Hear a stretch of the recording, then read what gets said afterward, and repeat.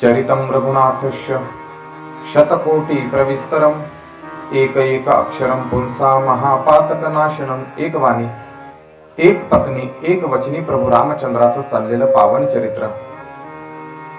चरित्रकांडाचा आजचा 7वा दिवस आहे। 7व्या दिवसामध्ये ही कथा पदार्पण करत आहे। गणेश पार्वती गणेश सरस्वती शिव पार्वती यांना वंदन करून ग्रंथ करते गोस्वामी पुढं ग्रंथामध्ये अनेक रामायणाच्या कथा आपल्याला सांगत ग्रंथ पुढे नेतात। कालच्या प्रसंगामध्ये आपण पाहिलेलं आहे की ज्या वेळेला दृष्टी माणसाची बदलली जाते त्या वेळेला माणसाला सृष्टी सुद्धा त्या पद्धतीनं दिसू लागते। तशी दृष्टी बदललेली आहे मंथरीची दृष्टी बदलण्या कारणाने मंथरीला सृष्टी ही पूर्ण बदललेली दिसते। कशा करता ही मंगलवाद्य वाजतात, कशा करता सनई चौघडे वाजतात, कशा करता गुढ्या उभारल्या जातात, कशा करता तोरणे उभारले जातात, हा सर्व प्रसंग आपण काल पाहिलेला आहे।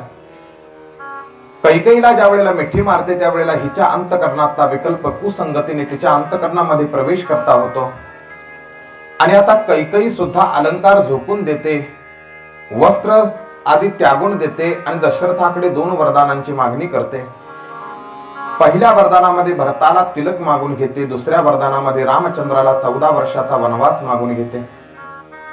वनवास हा शब्द ऐकताच ताडाच्या झाडावर जशी वीज पडावी तशी राजाची स्थिती होते। राजा धाय मोकळेपणाने पहा, स्त्रीचे शब्दरूपी बाण किती घायाळ असतात, म्हणून शब्द जरा जपून वापरत चला। प्रपंच जगत असताना शब्दांना तुमच्या धार नसावे प्रकार, शब्द कदापि नष्ट होत नसतात। एखाद्या वेळेला शस्त्राचे घाव जर तुमच्या शरीरावर कोणी केले तर शस्त्राचे घाव कालांतराने बुजत असतात, पण एखाद्या वेळेला जर कोणी शब्दाचे घाव तुमच्या मनावरती केले तर शब्दाचे घाव कदापि बुजत नसतात। जर तुम्ही 2 माझ्या वरांची पूर्तता केली नाही तर मी अग्निस्नान करेन, एवढंच नाही तर मी रघुकुलाची सर्वत्र निंदा करेन की ज्या घराण्यामध्ये स्वतःच्या मुलाला आणि बायकोला विकणारा एखादा सत्यकर्ता जन्माला येतो त्याच कुळामध्ये 2 वचन पूर्ण करून न देणारा हा दशरथ सुद्धा जन्माला आलेला आहे। कुळावर ज्या वेळेला कैकेयी घाव घालते त्या वेळेला दशरथ मात्र आता असहाय्य होऊन तिच्या दिशेने धावतात, मूर्छित अवस्थेमध्ये पडले जातात। रामरायांना पाचारण केलं जातं, मी 2 वर मागितले आहेत राघव। कोणते वर माते? पहिल्या वराने राघव तुझ्या ऐवजी मी भरताचा तिलक मागितलेला आहे, धन्य आहेस तू माते। दुसऱ्या वरामध्ये मी तुला रामा वनवास मागितलेला आहे, सुन जननी सुई सुत बडभागी, जो पितु मातु वचन अनुरागी। जय जयकार केलेला आहे माते। या रामाला जन्म देणारी फक्त कौशल्य आहे, पण रामायणाला जन्म देणारी जननी आता कैकेयी ठरणार आहे। वलकल वस्त्र परिधान केली जातात। वलकल वस्त्र पाहून निरोप कसला घेताना था, जेथे राघव तेथे सीता। या न्यायाने वृक्ष देह आणि कोणतीही वस्तू कधी सावलीला सोडत नसते, अशा पद्धतीनं मीही ब्रह्माची छाया आहे म्हणून मीही तुमच्या मागे येणार। त्याचबरोबर लक्ष्मण सुद्धा वलकल वस्त्र परिधान करतो, सुमंताच्या रथामध्ये सज्ज होतात। सुमंताचा रथ शरयू नदीच्या काठी येतो। रामासाठी सर्वत्र सर्वजण सोडायला तयार आहेत। प्रपंच सर्व लोकांनी रामासाठी सोडून दिला, पण रामासाठी एक गोष्ट सोडत नाही, ती गोष्ट म्हणजे झोप आहे। झोप सोडायला तयार नाही, त्यानं झोपेनं घात होतो। झोपलेले अयोध्यावासी पाहून सुमंत रथ पुढे नेतात। रथ हा शरयू नदीच्या पलीकडे आला जातो। त्या वेळेला सर्वांना नमस्कार करून वनवासाच्या दिशेनं रामराया चालते होतात। निषाद राजाची भेट होते। केवटाचा अद्भुत असणारा सुंदर असणारा भक्ताचा प्रसंग कालच्या सत्रामध्ये आपण पाहिलेला आहे। सुमंताला निरोप दिला जातो। सुमंत म्हणतो आता जाऊन मी काय सांगू, मला राजाने हेही सांगितलं होतं की कदाचित जर राम न्यायासाठी वनाला गेला तर वनवास लक्ष्मणाला नाही, वनवास सीतेला सुद्धा नाही। सीता आणि लक्ष्मण या दोघांपैकी कोणाला तरी तुझ्या रथातनं तो आणलं पाहिजे। रथ रिक्ता कधी अयोध्येमध्ये येता कामा नये। मी रिकामा रथ घेऊन अयोध्येमध्ये कसा जाऊ प्रभू, काय सांगू मी। त्यावेळेला सीता माता दंडवत प्रणाम करते आणि सांगते की सुमंत प्रधानजी तुम्ही माझ्या पित्या समान आहात। फक्त दशरथ राजांना इतका निरोप द्या। कोणता निरोप देऊ की पत्नीच्या वचनाकरता स्वतःचा इतका स्नेही असणारा पुत्र याला सुद्धा काळजाच्या पार करून वनवास दिला, असा सासरा न्याय रक्षणासाठी, धर्मरक्षणासाठी मला जन्मोजन्मी सासऱ्याच्या स्वरूपामध्ये प्राप्त व्हावा. सुमंत रितारथ घेऊन अयोध्येमध्ये येतात. व्याकुळ परिस्थिती आहे. जासु वियोग पिकल पशु ऐसे, प्रजा मातु पितुजयहि कैसे. ज्याच्या जाण्यानं घोड्यांचे जे हाल रथाचे होते, तर पशुपक्ष्यांचे, अयोध्येमधल्या माता पित्यांचे, नगरवासियांचे काय हाल असतील. सुमंत दिवसा रथ नेत नाही, तर रिकामा रथ आहे ना, म्हणून रात्रीच्या प्रसंगामध्ये सुमंतानं अयोध्येमध्ये रथाचा प्रवेश केलेला आहे. कौशल्याला पहिलं रथाचं दर्शन झालेलं आहे. कौशल्या रथाची कवाड उघडून पाहते, तर कुणी सुद्धा रथामध्ये नाही. राजाला काय सांगणार सुमंत आता तुम्ही, ती विधी पाहून घेईल माते. दशरथ राजाकडे गेले असतात. दशरथ राजानं सुमंत प्रधान आलेले आहेत हे पाहिलेलं आहे. राजे ताड दिशी उठलेला आहे. सुमंता, आणलंच माझ्या रामाला, तुला सांगितलं होतं 2 दिवस किंवा 3 दिवसाकरता फक्त वन दाखव, आणि वन किती भयंकर आहे याची जाणीव त्यांना करून दे. कदाचित त्यांच्या कोमल हृदयाला वनाची ती भीती वाटेल आणि कदाचित अयोध्येमध्ये पुन्हा प्रवेश करते होतील. तसं काही झालं नाही राजे. तिघच्या तिघ वनवाच्या दिशेने निघून गेले. कौशल्या प्रश्न विचारते, सुमंत, मी सांगितलं होतं माझ्या रामाला की जोपर्यंत राज्याभिषेकाच्या समयी तुझ्या डोक्यावर मुकुट चढत नाही तोपर्यंत अन्न पाणी ग्रहण करायचं नाही. माझा राघव जेवलाय का रे? तर त्या दिवसापासून उपाशी आहे माते.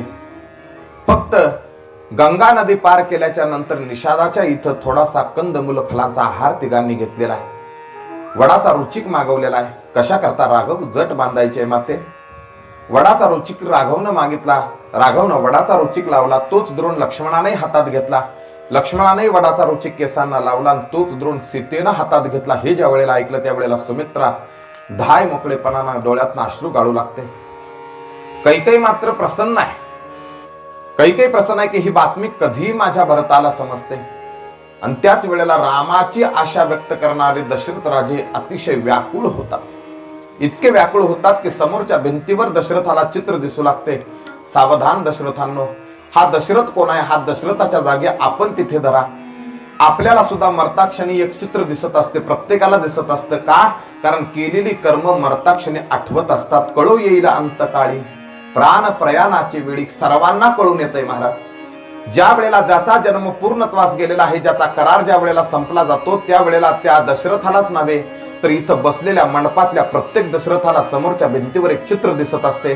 जर तुमच्या चित्रपटामध्ये चित्र जर चांगली भरली नसतील, चित्र जर वाईट भरले असतील, तर दशरथ जसा रडतोय, देवाचाही बाप रडतोय महाराज. का? कारण एक दृश्य फक्त या चित्रपटामध्ये वाईट भरलेलं होतं. 3 चिता पेटलेल्या राणी मला दिसत आहे. तापस अंध श्राप सुधी आई, कौशल्य ही सब कथा सुनाई. 3 चितेमध्ये पेटणारा एका चितेत गोरा पान श्रावण पेटताना दिसतोय. दोन्ही चितेत आंधळे मायबाप पेटताना दिसत. म्हणून सावधान. चित्रपटामध्ये चित्र सुंदर भरत चला. केलेली कर्म कदापि पाठलाग सोडत नसतात बरं का. प्रत्येक काला मरताक्षणी तुम्हाला ही डोळ्यासमोर भिंतीवर दिसेल अथवा कुठेही दिसेल, तुम्हाला ही डोळ्यासमोर केलेल्या कर्माचं चित्र दिसणार आहे. तसं कर्म झाले त्याची भोगाले, केले कर्म झाले त्याची भोगाले, केले कर्म झाले त्याची भोगाले, केले कर्म झाले त्याची भोगाले.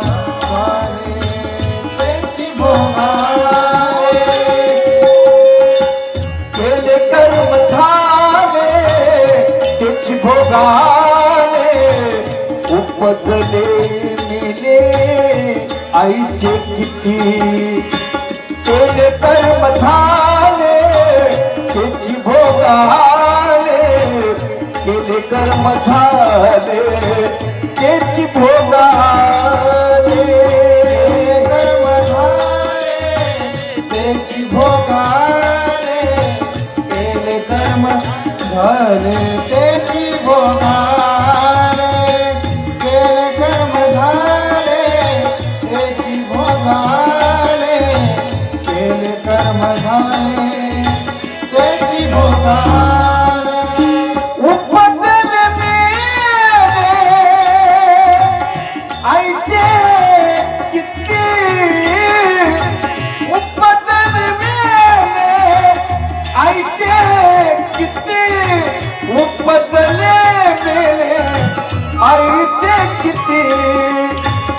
हरिमुखी गाता हर पली चिंता, हरिमुखी गाता हर पली चिंता, हरिमुखी गाता हर पली चिंता, क्या नाही मागुता जन्म घेणे।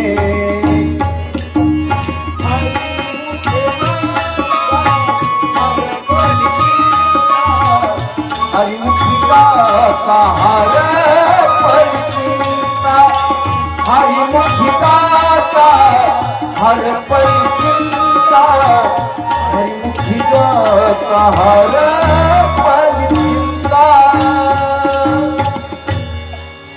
केले कर्म तिची भोगा आले, येतं बर का? प्रत्येकाला हे भोगावं लागतं, म्हणून आयुष्याच्या चित्रपटात सुंदर चित्र भरत चला। आज केलेलं कर्म दशरथ राजाला रडवतंय, 3 चिता पेटणाऱ्या रडवतात आणि चितेतनं श्राप ध्वनी ऐकू येते। कोणता शाप आहे तो? तर आमच्या पद्धतीनं तूही पुत्र वियोगानं राजा मरण पावशील। थोडा आवाज द्या। तूही आमच्या पद्धतीनं राजा पुत्र वियोगानं मरण पावशील। हा पुत्र वियोगानं मरणाचा श्राप आज राजाला भोवतोय। 6 वेळा प्रभू रामचंद्राचं राजानं नाव घेतलेलं आहे, राम राम राम राम राम। 6 वेळा का नाव घेतलं? तर राम 6 शास्त्रांचं सार आहे। त्यामुळे तुलसीदासजी म्हणतात की कदाचित दशरथाच्या मुखामध्ये 6 शास्त्रांचं सार असणाऱ्या रामाचं 6 वेळा नाव आलं असावं। अंतकरणामध्ये फक्त रामच भरलेला आहे बरं का, फक्त राम भरलेला आहे। महाराज, आयुष्यभर परमार्थ करून उपयोग नाही।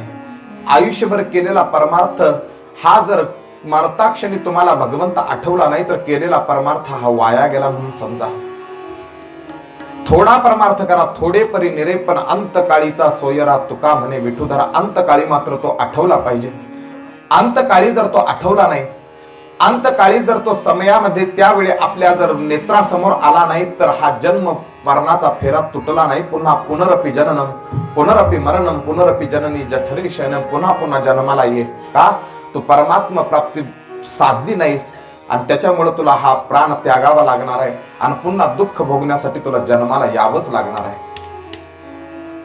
राजे गतप्राण झालेले आहेत। राजाचं प्रेत आता तेलाच्या नावेमध्ये ठेवलेलं आहे। का तेलाच्या नावेमध्ये ठेवलं? तर आता भरताला निरोप पाठवला जाणार, त्यानंतर भरत राजे मामाच्या गावावरून येणार, याच्यामध्ये विलंब लागणार आहे आणि त्या प्रेताची दुर्गंधी येऊ नये याच्याकरता ते प्रेत तेलाच्या नावेमध्ये ठेवलेलं आहे।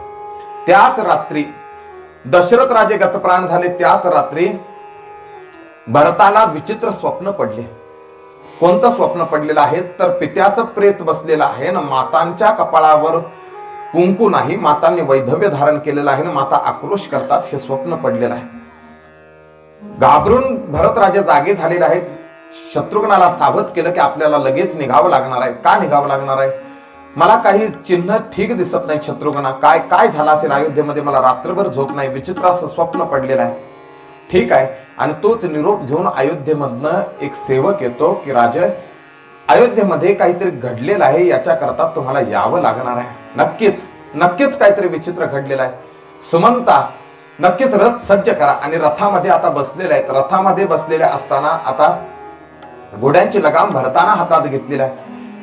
शत्रुघ्न आणि भरत राजे रथातनं येत असताना अयोध्येच्या नगराच्या जवळ आले असताना त्यांना एक प्रसंग पाहायला भेटला। कोणता प्रसंग पाहायला भेटला? तर नगरामध्ये, नगराच्या अवतीभोवती जेवढी लोक होती, ही सगळी लोक भरताकडं शत्रुघ्नाकडे पाहायला सुद्धा तयार नाही। जसा रथ दिसला भरताचा शत्रुघ्नाचा, तसं लोक घरात गेले। नुसतं घरात गेले नाही तर घराची दारं बंद केली। कशाला याचं थोबाड पाहायचं? हाच आहे तो, हाच तिचंच यानं दूध प्यालेलं आहे।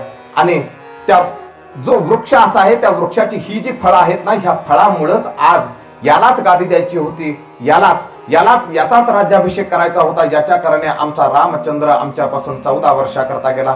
याच्याचमुळे दशरथ राजे गतप्राण झाले। याच्याचमुळे आम्हाला सांभाळणारे दीन दयाळांचे राजे हे गतप्राण झाले। हाच आहे तो भरत बरं का, हाच आहे तो। म्हणून त्याचा चेहरा सुद्धा कुणी पाहायला तयार नाही, दारे बंद केली जातात। हा काय प्रकार आहे?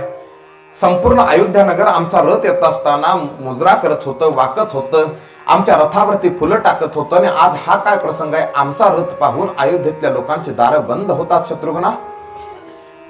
रथ जसा महाद्वारामध्ये आलेला आहे त्या प्रसंगी पुन्हा भरताला प्रश्न पडतो की महाद्वारामध्ये आपण ज्या वेळेला मामाच्या गावावरून परत येत होतो त्यावेळेला राम आणि लक्ष्मण हे गळ्या भेट करण्यासाठी, मिठी मारण्यासाठी आपल्याला या क्षणी इथं उभे असायचे. हे दोघंही दिसत नाही. नक्कीच काहीतरी अप्रित घडलेलं आहे. हे सगळेजण आता आपल्याला कुठे भेटतील? तर हे सगळेजण आपल्याला कैकेयीच्या सदनी भेटतील, कारण कैकेयीवर सर्वांचं अतिशय प्रेम आहे. म्हणून कैकेयीच्या सदनी हे सगळे आपल्याला भेटतील. म्हणून कैकेयीच्या मातेच्या सदनी जातात. त्यावेळेला आपला पुत्र आला आणि कुठून आलाय तर आपल्या भावाच्या घरून म्हणजे माहेरावरनं आलेला आहे. म्हणून आरतीचं ताट सज्ज करून घेऊन कैकेयी आलेला आहे. आरतीचं ताट घेऊन आलेली कैकेयी आरतीच्या कुंकवाचा तिलक ज्या वेळेला भरताला करू लागते त्यावेळेला भरत प्रश्न विचारतो, माते कदाचित कुंकू मला लावायची गरज नाही, कुंकू तुला लावायची गरज आहे. दर्पणात तू तुझं मुख आज पाहिलेलं दिसत नाही का? आज तू कुंकू लावलेलं नाही साई. काय बोलावं आता? हे कैकेयी मातेला समजेना झालं. आणि कैकेयीनं पहिला प्रश्नच विचारला, कोणता? मह्यर कुशत, म्हणजे माहेर माझं कसं आहे? पती मरण पावलेला आहे, मुलगा आणि सुनबाई हे वनाला निघून गेलेले आहेत. एवढा प्रसंग घडलेला आहे.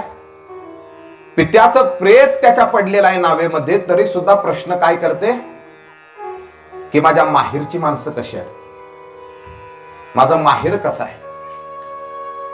माहेरचा प्रश्न विचारलेला आहे त्यानं. त्यावेळेला सगळे ठीक आहेत माते, पण इथं काय बिघडलेलं आहे मला सांग.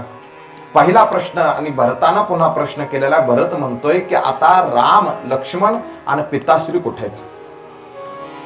हा प्रश्न केल्यानंतर मात्र आता धीर खचला जातो आणि सांगावंसं वाटतं, भरता अयोध्येमध्ये सगळं चांगलं होतं, सगळं चांगलं होतं, फक्त एक गोष्ट बिघडली, ती मी दुरुस्त करून आणली. कोणती दुरुस्त करून आणली माते? ती बिघडलेली गोष्ट दुरुस्त करायला मला मंथरेनं साथ दिली. भरत म्हणतो, ज्या नगरामध्ये कौशल्यासारखी ज्ञानी माता आहे, ज्या नगरामध्ये सुमित्रेसारखी ज्ञानी माता आहे, तिथं तुला कैकेयी मंथरेची सहमती घ्यावी लागली. अशी अयोध्येमध्ये बिघडलेली गोष्ट कोणती आहे? तर म्हणे 2 वरदान मी मागून घेतले. पहिल्या वरामध्ये मी तुला तिलक मागितलेला आहे आणि दुसऱ्या वरामध्ये तुझ्या भावाला 14 वर्षाकरता वनवास मागितला. वनवास हा शब्द ऐकल्याच्या नंतर आरतीचं थाट भरताना उधळलेला आहे आणि खडगामधली तलवार उपसून काढलेली आणि तलवार मानेवर धरलेली आहे कैकेयीच्या. बोल, मागच्या जन्मातली कोण आहेस तू? कोण आहेस तू मागच्या जन्मातली? सर्पिणी? अहिनी हा शब्द वापरलेला. अहिनी म्हणजे सर्पिणी. जो राम झाडावेली फुलांना, जो राम दगडधोंड्यांना इतकंच नव्हे तर बालकांना प्रिय असणारा तो राम तुला अप्रिय कसा काय झाला? आणि म्हणतेच की ही गोष्ट बिघडलेली आहे. माझा तिलक करण्यासाठी मी तुला सांगितलं होतं, बोल मागच्या जन्मातली कोण आहेस तू? माझी आई असू शकत नाही का? कारण मला तू निंदनीय पात्र ठरवलेला आहेस. माझ्या दादाला 14 वर्षाकरता वनवास दिलेला आहेस. माझे बाबा कुठे आहेत? तुझ्या भावाला 14 वर्षाकरता वनवास दिला. ही गोष्ट ऐकताच राजे गतप्राण झालेले आहेत. मग तर हंबरडा फोडतात भरत, हंबरडा फोडतात आणि इतके विचित्र कैकेयीला बोलू लागतात की आतापासून तुला आणि माझा इहलोकात काय परलोकामध्ये सुद्धा पुत्राचा आणि मातेचा संबंध हा तुटला आहे. आजपासून तू माझी माता नाहीस, आजपासून मी तुझा पुत्र. आणि त्याच वेळेला मला काहीतरी बक्षीस मिळेल म्हणून नतून ठतून मंथरा त्या ठिकाणी भरत आणि शत्रुघ्न आलाय म्हणून मंद पावलानं काठी टेकत टेकत टेकत टेकत येतं. तिच्या चेहऱ्यावरती हास्य आहे आणि हिच्यामुळेच हा प्रकार घडलेला आहे. म्हणून शत्रुघ्न धावतो आणि मंथरेच्या कमरेमध्ये लात घालतो. मंथरेच्या कमरेमध्ये जशी लात पडते, मंथरा उंबऱ्यावरती आदळते, मंथरेचे राहिलेले दात सुद्धा पडतात, रक्तबंबाळ होते. तिच्या हातातली काठी काढली जाते. त्याच काठीनं शत्रुघ्न मंथरेला बडवू लागतो. त्याच वेळेला कृपानिधान असणारा, दयाळू असणारा भरत राजा आडवा होतो. पहा, कितीही तरी क्रोध उत्पन्न झाला तरी सुद्धा साधू संतांचं काम आहे त्या ठिकाणी क्षमा करणं. हिला कशाला दोष द्यायचा? हिला कशाला? जर आपल्या ताटाला छिद्र असेल तर पात्र भरणार नाही, ते पात्र रितच राहणार आहे.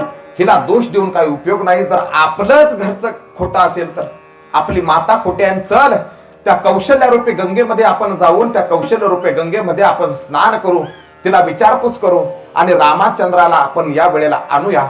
मी त्या 2 वरांची पूर्तता करण्यासाठी तयार नाही. भलेही माझे पिताश्री मरण पावले असतील तरी सुद्धा मी गादी स्वीकारण्यासाठी तयार नाही.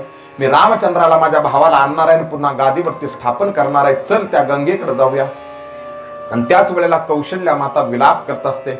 भगवंताची चतुर्भुज असणारे विष्णू परमात्म्याची मूर्ती याच्या पुढे कौशल्या नेत्रातनं अश्रू पाझरत पाझरत बसलेली असते. आणि त्याच वेळेला भरत राजा त्या ठिकाणी येतात.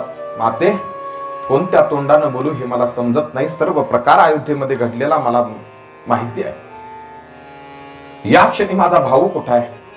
सुमंतानं सांगितलं होतं पहिला मुक्काम शरयू नदीच्या काठी झाला, दुसरा मुक्काम तमसा तीरावरती झाला आणि तिसरा मुक्काम गंगा नदीच्या तीरावरती झाला. आणि तसेच पुढे मार्गस्थ झालेले आहेत. कुठे गेले? कदाचित चित्रकूट पर्वतावरती गेले असतील असा सुमंताचा आशा संकेत आहे. असं माते? ठीक आहे, पण माते तुझ्या पायाची शपथ घेऊन मी सांगतो की कैकेयीनं मागितलेल्या 2 वरामध्ये माझी जरा सुद्धा इच्छा त्यामध्ये नाही. मला माहित आहे बेटा, तू शोक करण्याच्या योग्य नाही. शोक कुणी करावा याचं चिंतन दिलंय. कौशल्या म्हणते कुणी शोक करावा? तू शोक करण्या योग्य नाहीस. माझा भरत शोक करण्या योग्य नाही, म्हणून भरता तू शोक करू नकोस. शोक कुणी करावा? जो वेदाचं मानत नाही शोक त्यानं करावा, जो शास्त्र जाणत नाही शोक त्यानं करावा, जो साधू संतांचा ऐकत नाही शोक त्यानं करावा, आणि ज्याच्या घरी माय पित्याची सेवा नाही शोक त्यानं करावा, ज्याच्या घरी अतिथीचं पूजन नाही शोक त्यानं करावा, ज्याच्या घरी साधूची पंगत कधी बसली जात नाही शोक त्यानं करावा, जो गरीब असून सुद्धा कष्ट करत नाही शोक त्यानं करावा, आणि जो श्रीमंत असून सुद्धा दान देत नाही शोक त्यानं करावा. माझा भरत शोकाच्या पात्र नाही, माझा भरत तर पुण्यशील आहे. म्हणून भरता तू शोक करू नकोस. मला माहित आहे तिन्ही त्रिभुवनामध्ये मी सांगेन की माझा भरत याच्यामध्ये तीळ मात्र सुद्धा माझ्या भरताचा वाटा नाही. चित्रकूट पर्वतावरती असा संकेत प्राप्त होतो. त्यावेळेला माते, चला चला आपण रामरायाला आणूया. शरणागती भावनेनं मी रामरायांकडे जाणार आहे आणि माझ्या प्रभूला मी पुन्हा अयोध्या नगरामध्ये आणणार आहे. म्हणून आणण्यासाठी म्हणून चतुरंगिनी सेना भरतानं सज्ज केलेली आहे. चतुरंगिनी असणारी सेना, अयोध्येतली संपूर्ण सेना भरत राजानं सज्ज केली. काही घोड्यावरती बसलेले आहेत, काही हत्तीवरती बसलेले आहेत, माता पालखीमध्ये बसलेले आहेत. पण भरत मात्र पायामध्ये खडाव न घालता अनवाणी पायानं काट्या कुट्यातनं चालत आहे. का? कारण शरणागतीची वाट अशीच असते. शरण जायचं आहे ना, शरण जायचंय. अभिमानी होते ते हत्तीवरती आहेत, जे मोही होते ते घोड्यावरती आहेत, जे स्नेही होते ते पालखीत आहेत. पण शरणागती जे होते, शरणागती एकच आहे. भरत आणि शत्रुघ्न हे दोघी पायी चालत होते आणि यांच्या मागे अयोध्येतला संपूर्ण नगर येत होता. प्रयाग क्षेत्रामध्ये यांचा पहिला मुक्काम होत असताना हे दोघे चालत होते. बघा राम आणि लक्ष्मण कसे आहेत? राम सुद्धा सावळा आहे, तशाच पद्धतीनं भरत सावळा आहे. आणि लक्ष्मण जसा गोरा आहे तशाच पद्धतीनं शत्रुघ्न सुद्धा गोरा आहे. आणि आदल्या दिवशी त्या लोकांनी पाहिलं होतं की 2 दिवसाआधी या यमुनेच्या तीरावरनं खांद्यावर धनुष्यबाण असणारे वल्कल वस्त्र धारण केलेले, ज्यांच्या माथ्यावरती जटामुकुट आहे, आणि एका स्त्री सोबत असेच 2 कुमार या ठिकाणावरनं गेलेले आहेत. नक्कीच हे तेच आहेत का? पण यांचं वस्त्र बदललेलं दिसतंय. तो म्हणतो नाही रे, हे नक्की ते दिसत नाहीस, ते दिसत नाहीत. हे मग कोण आहेत? हे ज्या वेळेला ते जात होते ना त्यावेळेला ते हसत होते, पण आज हे ज्या वेळेला जात आहेत ना तर यांची मान खाली आहे, नेत्रातनं यांच्या पाणी आहे. नक्कीच हे ते नाहीत, ते नाही. ते विचारपूस केलेला आहे, तुम्ही कोण आहात? तर आम्ही अयोध्या नरेश दशरथाचे पुत्र भरत आणि शत्रुघ्न आहोत. कदाचित याच मार्गाने माझे दादा गेलेले आहेत. कोण दादा? जे तुमच्यासारखे दिसत होते, जे सावळ्या वर्णाचा एक पुरुष आहे आणि एक पुरुष कृष्णवर्णी आहे. हो तेच तेच, ते याच रस्त्याने गेले आहेत. कदाचित चित्रकूट पर्वतावरती गेले असावे, निषाद राजाची भेट घेतली असावी, भिल्लांच्या समवेत असावे असं आम्हाला कळलेलं आहे. आणि हे प्रभू भरतजी, वनवाशी रामाचा सांगा कोणी पाहिला का?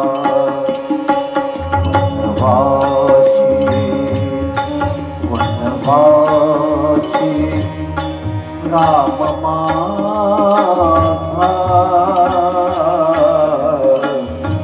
सांगा कोणी पाहिला का?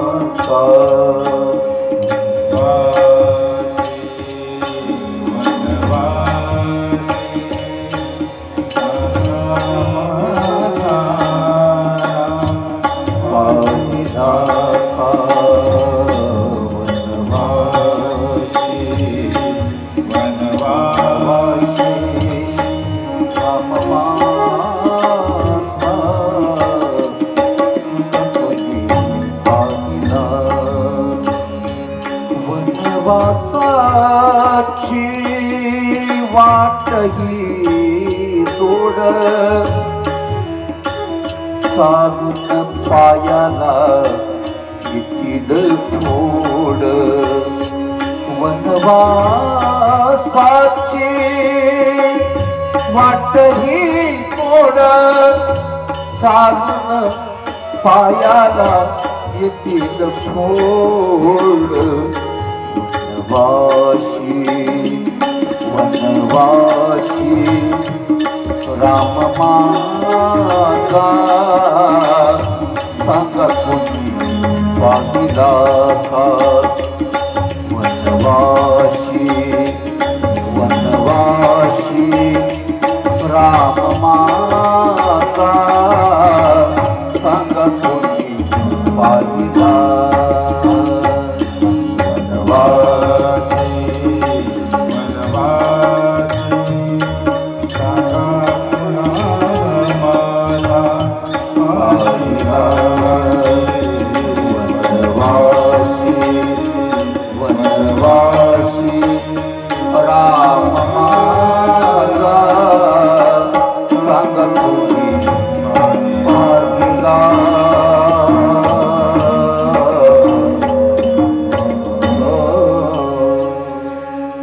नक्कीच ते वनवासाच्या वेशामध्ये आहेत आणि ते दोन युगल पुरुष तुम्ही पाहिलेले आहेत का? हो, याच रस्त्यानं ते गेलेले आहेत. कदाचित निषाद राजांच्या इथे ते असतील, भिल्लांच्या समवेत असतील. भरतजी, आम्ही सुद्धा रामाच्या दर्शनाकरता येऊ का? पहा, मध्यस्थी देवाच्या कुणी करावी तर देव भेटण्यासाठी मध्यस्थी संतानं करावी. भरत या ठिकाणी संत रूपे आहेत. या रे लहान थोडं सर्वांना सामावून घेतलेलं आहे. सर्वांनी या. मी शरणागती भावनेनं देवाला भेटण्यासाठी जात आहे. ह्या शरणागती भावनेमध्ये तुम्ही सुद्धा सामील व्हा. सर्वांना त्या ठिकाणी सामील केलेलं आहे. सगळे जनवासीय, सर्व जातीचे, जमातीचे, वर्णाचे सगळे जण भरताच्या त्या चतुरंगिणी सेनेमध्ये सामील झालेले आहेत. आणि चतुरंगिणी सेना येताना दिसत आहे, पण सेनेच्या हातामध्ये शस्त्र आहे. सेना घेऊन येतोय. निषाद राजाच्या भिल्ल समाजाला ज्या वेळेला ही गोष्ट समजली जाते की का रे, अरे रामचंद्र प्रभू, लक्ष्मण आणि सीता माता आपल्या इथे वस्ती करण्यासाठी थांबलेले आहेत आणि भरत येतोय असं मला समजलेलं आहे. हा तोच भरत आहे बरं का. कोणता? ज्याच्या मातेने रामचंद्राला 14 वर्षाकरता वनवास दिलेला आहे, तोच हा भरत आहे. आणि कसा येतोय तर चतुरंगिणी सेना घेऊन येतोय असं ज्या वेळेला कळालं, भिल्लांनी भालेच काढले. सर्व भिल्ल समाजाने एकत्रित केलेला आहे सर्वांना. चला रे म्हणे, युद्ध करण्यासाठी तयार हो. काय चतुरंगिणी सेना घेऊन कशा करता येतोय? नक्कीच कैकेयीचं दूध प्यायलेला कधी पवित्र असू शकत नाही. राज्य मागण्यासाठी येत असावा किंवा नक्कीच युद्ध करण्यासाठी येत असावा. वनवासी जरी असला तरी आम्हा भिल्लांच्या सेवेमध्ये आहे तो म्हणावं. आणि आम्ही भिल्ल त्या चतुरंगिणी सेनेपेक्षा काही कमी नाही म्हणून सगळ्या भिल्लांनी हातामध्ये भाले शस्त्र घेतलेल्या सगळे भिल्ल म्हणतात की चला आता युद्ध करायचं आहे त्याच्यासोबत. का? जर शरणागती भावनेनं आलेला आहे तर शरणागती भावनेनं येत असताना सरळ दंडवत प्रणाम करत यायचं. हत्ती, घोडे, भाले, शस्त्र आणि सेना घेऊन कशा करता येत आहे हा? नक्कीच हा काहीतरी याच्या अंतकरणामध्ये कुटिलपणा आहे म्हणून हा सेना घेऊन येत आहे. म्हणून सर्वांनी भाले सज्ज केले. भाले घेऊन जात असताना प्रत्येक जण म्हणू लागला, हे बा, जरी मरण आलं तुम्हाला तरी सुद्धा पवित्र माना. का? हा गंगा तीर आहे. गंगा नदीच्या तीरी आपण जर भरताच्या हातनं मेलो तरी सुद्धा सद्गतीला प्राप्त होऊ. पहिली गोष्ट म्हणजे रामाच्या कारणे मेलो, दुसरी गोष्ट म्हणजे गंगेच्या किनारे मेलो, आणि तिसरी गोष्ट म्हणजे भरताच्या हातून मेलो. कसंही का होईना या ठिकाणी जर मरण पावलो तर आपला उद्धार आहे. म्हणून मरणाच्या भीतीनं कुणीही राहू नका. प्रत्येकानं भाले सज्ज करा. रामासाठी, त्या भरतासोबत युद्ध करण्यासाठी आपण जाऊया. सर्वांनी भाले सज्ज केले, भाले उचललेले आहेत. हर हर महादेव म्हणून गर्जना झालेल्यानं भाले घेऊन निघणार. एवढ्या 3-4 भिल्ल म्हाताऱ्यांना एकत्रित शिंका आली. एकत्रित म्हाताऱ्यांना ज्या वेळेला शिंक आली त्यावेळेला सगळ्या म्हाताऱ्यांनी त्या तरुण भिल्लांना सावध केलं, थांबा, शिंक आलेली आहे.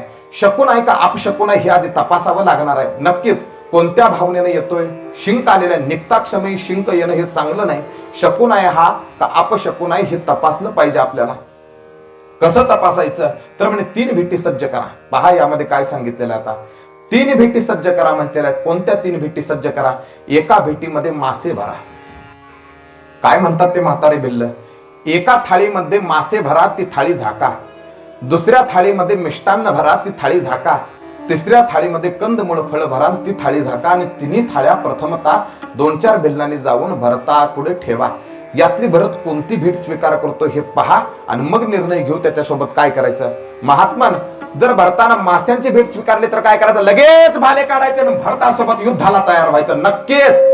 नक्कीच हा रामाला काहीतरी आघात करण्यासाठी आलेला आहे. का? कारण जो माशाची भेट स्वीकार करतोय तो सत्वगुणी कधी असू शकत नाही, तो तामसी असणार आहे. त्याचा गुण हा तामसी असणार आहे, म्हणून माशांची भेट स्वीकार करणारा कधी सत्वगुणी नसणार. नक्कीच तो रामासोबत युद्ध करण्यासाठीच आलेला असेल आणि त्यावेळेला माशाची भेट स्वीकारली तर भाले काढायचे आपले. महात्मानं जर मिष्टान्नाची भेट स्वीकारली तर भाले फक्त दाखवायचे. भाल्याने युद्धासाठी लगेच तयार व्हायचं नाही. का प्रभू? भाले का दाखवायचे फक्त? मिष्टान्न हे रजोगुणी आहे. रजोगुणी हा राजसी आहार आहे, म्हणजे नक्कीच याला राज्याचा लोभ असावा, म्हणून रामाकडे राज्य मागण्यासाठी येत असावा, म्हणून भाले फक्त दाखवायचे आहेत. आणि महात्मन, जर कंदमुळ फळ भेटी स्वीकार केली तर हातातले संपूर्ण भाले सगळ्यांनी खाली टाकायचे आणि भरताला दंडवत प्रणाम करून शरण जायचं. हा भरत शरणागती वृत्तीनं रामाच्या पाया पडण्यासाठी येत आहे, हा त्यातला भाव आहे. हे भिल्लांचं ज्ञान आहे बरं का त्यावेळेचं. अन्नावरनं समोरच्याची परीक्षा बघणं. माशांची भेट स्वीकारली तर तामसी आहे, युद्धाला येतोय, भाले सज्ज करा. मिष्टान्नाची भेट स्वीकारली तर राजसी आहे, रजोगुणी आहे, राज्य मागण्यासाठी येत असेल, भाले फक्त दाखवा. आणि कंदमुळ फळाची भेट जर यानं स्वीकारली तर शरणागती वृत्तीने येतोय, भरताच्याच सर्वांनी पाया पडा, हा त्यातला भाव आहे. 3 भेटी भिल्लांनी नेलेल्या आहेत भरतापुढं. दाखवल्या नाहीत बरं का भेटी कोणत्या आहेत त्या 3 भेटी. भरत राजे, यातले तुम्ही भेट स्वीकारा. आणि त्या वेळेला 3 भेटींमधली भरतानं अचूक कंदमुळ फळाच्या भेटीवरती हात ठेवला. जय जयकार झालेला आहे. बोली श्री भरत महाराज की जय. कंदमुळ फळांची भेट भरतानं स्वीकारलेली आहे. आणि आता त्या ठिकाणी वस्ती केलेली आहे की रात्रीच्या वेळेला प्रभू झोपले असतील, आपण पहाटे स्नानादिकर्म करून प्रभूच्या दर्शनाकरता जाऊ. इकडे प्रभूचंही स्नानादिकर्म सर्व झालेलं आहे आणि वटवृक्षाखाली हे बसलेले आहेत तिघे. आणि त्याच वेळेला लक्ष्मणाला बातमी समजली जाते की चतुरंगिनी सेना घेऊन भरत आलेला आहे. आधीच आईवरती राग होता, त्याच्यात तिचा पुत्र आलेला आहे, त्याचंच दूध प्यायलेला हा नक्कीच चतुरंगिनी सेना घेऊन येतोय. म्हणजे भरताचा सुद्धा जसा भिल्लांच्या प्रती समज झाला तसा आता लक्ष्मणाच्या मनामध्ये संदेह प्राप्त होतो की चतुरंगिनी सेना घेऊन येतोय, जर मिलिटरी घेऊन येतोय तर नक्कीच याचं काहीतरी कपट आहे. एकटं याने यायचं होतं दादा, तर तुम्हाला प्रणामच करायला यायचं होतं, तुम्हाला न्यायलाच यायचं होतं, तर एकटं यायचं होतं. सेना घेऊन येतोय म्हणून त्याला माहिती नाही का त्याच्यासोबत शेषाचा अवतार लक्ष्मण आहे, म्हणून पृथ्वी सगळे हादरून टाकेल. दादा काही काळजी करू नका, आज एकतर लक्ष्मण राहील किंवा भरत राहील. आणि हे ज्या वेळेला प्रतिज्ञा केलेली आहे त्यावेळेला रामराया लक्ष्मणाला शांत करतात की शांत हो, माझा भरत तसा कदापि नाही.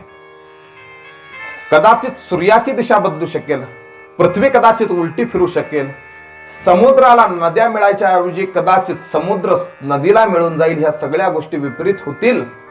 पण माझ्या भरताच्या मनामध्ये माझ्या प्रति संदेह निर्माण होईल लक्ष्मणा, असं कदापि घडणार नाही. कारण मी जाणतो माझा भरत कसा आहे ते. काय चरित्र आहे, सत्वगुणी असणार, पूर्ण आदर्शत्व श्रीरामामध्ये भरलेलं आहे. कदापि माझा भरत तसा असू शकत नाही. आपली दृष्टी ज्या वेळेला चांगली होते त्यावेळेला सृष्टी चांगली दिसते. माझा भरत कदापि तसा नाही. लक्ष्मणा, तुझ्या मनामध्ये जो संदेह आलेला आहे हा संदेह मनामध्ये येऊ देऊ नकोस. जगी संत तोची जाना जगी तोची जाना जगी संततेची जाना जगी दया क्षमा जाते अंगी दया क्षमा जाते अंगी संत तोची जाना जगी संत तोची जाना जगी संत तोची जाना जगी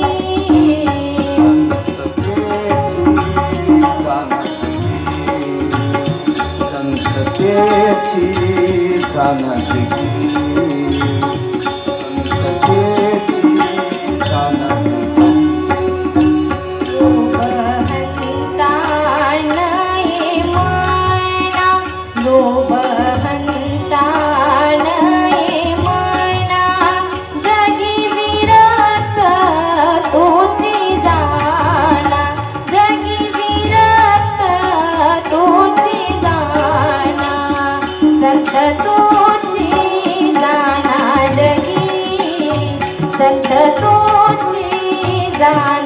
जगी संत तोची जाना जगी तोची जाना जगी संत तेची जाना जगी संत तेची जाना जगी दया क्षमा ज्याचे अंगी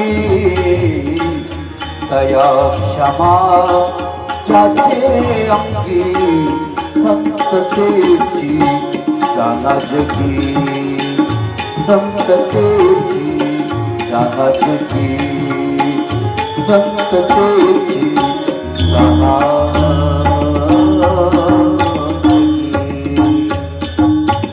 संततेची जाना जगी दया क्षमा ज्याचे अंगी असा असणारा करुणा प्रधान भाव हा श्रीरामचंद्राचा आहे। प्रातःसमयी आता शरणागती वृत्तीनं सर्वच जण नतमस्तका भावनेनं श्रीरामरायाला शरण येण्यासाठी दोघे जण येत आहेत।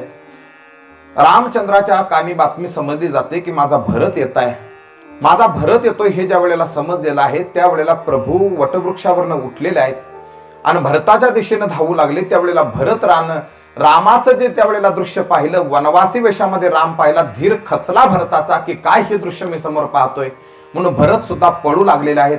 आणि हे दोघे जण रामराया इकडून धावतात, भरत राजा खालून धावतात आणि हे दोन्ही दृश्य ज्या वेळेला पाहिलं सर्वांच्या नेत्राचं पारणं फिटण्याजोगं बंधूची आता भेट होणार आहे। त्यावेळेला श्री रामाच्या खांद्यावरचा जो धनुष्य आहे हा धनुष्य गळून पडतो, रामाच्या अंगावरचं जे उपर्ण आहे हे उपर्ण गळून पडतं। त्यावेळेला मस्तकावरती मुकुट असतो भरताच्या, हा मुकुट सुद्धा गळून पडतो। मोत्यांच्या माळा गळ्यामध्ये ज्या असतात त्या एक एक करत मोत्यांच्या माळा तुटू लागतात। का? कारण दोन्ही बंधूची भेट आता होणार आहे, याच्यामध्ये कोणतंही बंधन यायला नको म्हणून माळा सुद्धा गळ्यातल्या उपरणी सुद्धा तुटली जातात, धनुष्य खांद्यावरचा पडला जातो। का? कारण इथं प्रेमाचा आलिंगन आता होणार आहे आणि प्रेमामध्ये कोणतंही बंधन नको म्हणून सगळ्या अंगावरच्या गोष्टी ह्या आपोआप सुटल्या जातात। कडकडून दोन्ही बंधू एकमेकांना बिलगतात। काय प्रेम असेल ते, सावत्र भाऊ आहे। दादा कशा करता तुम्ही वनवास स्वीकार केला? माझ्या गुरुवर्यांना समजत नाही, माझ्या आईच्या वचनाप्रमाणे दादा पहिल्या वरामध्ये जर मला गादी मागितली होती, दुसऱ्या वरामध्ये जर तुम्हाला वनवास मागितला होता तर क्रमानं यायचं होतं। पहिल्या वरामध्ये मला तिलक द्यायचा होता आणि दुसऱ्या वरामध्ये वनवास, कारण मी तिलक हा स्वीकारलाच नसता। पण क्रमानं मागितलेला माझ्या आईचा जो वर आहे तो माझ्या आईचा वर क्रमानं मागितलेला तुम्ही बदलला दादा। कदाचित माझी वाट पाहिजे होती, मला येऊ द्यायचं होतं तर हा प्रसंग आलाच नसता, मी गादी स्वीकारलीच नसती, तुम्ही वनवासाच्या दिशेनं मार्गस्थ झालेच नसते दादा, आपले प्रिय असणारे बाबा गेले नसते। हे ज्या वेळेला रामरायानं ऐकलं त्यावेळेला सर्वत्र टाहो फुटलेला, सर्वांच्या नेत्रातनं पाणी आलेलं आहे की दशरथ राजे गतप्राण झालेले आहेत। कशामुळं? तर रामाच्या यातनेमध्ये विकल होऊन दशरथ राजे गतप्राण झाले। त्या ठिकाणी उत्तर कार्य मोठ्या पुत्राच्या हातनं व्हावं म्हणून रामाच्या ठिकाणी ती अस्थी आणलेली आहे। गंगा नदीच्या त्या पवित्र जलामध्ये अस्थीचं विसर्जन झालेलं आहे। वसिष्ठांच्या हातानं दशरथाचं उत्तर कार्य चौघा पुत्रांच्या हातानं गंगा नदीच्या काठी होतं।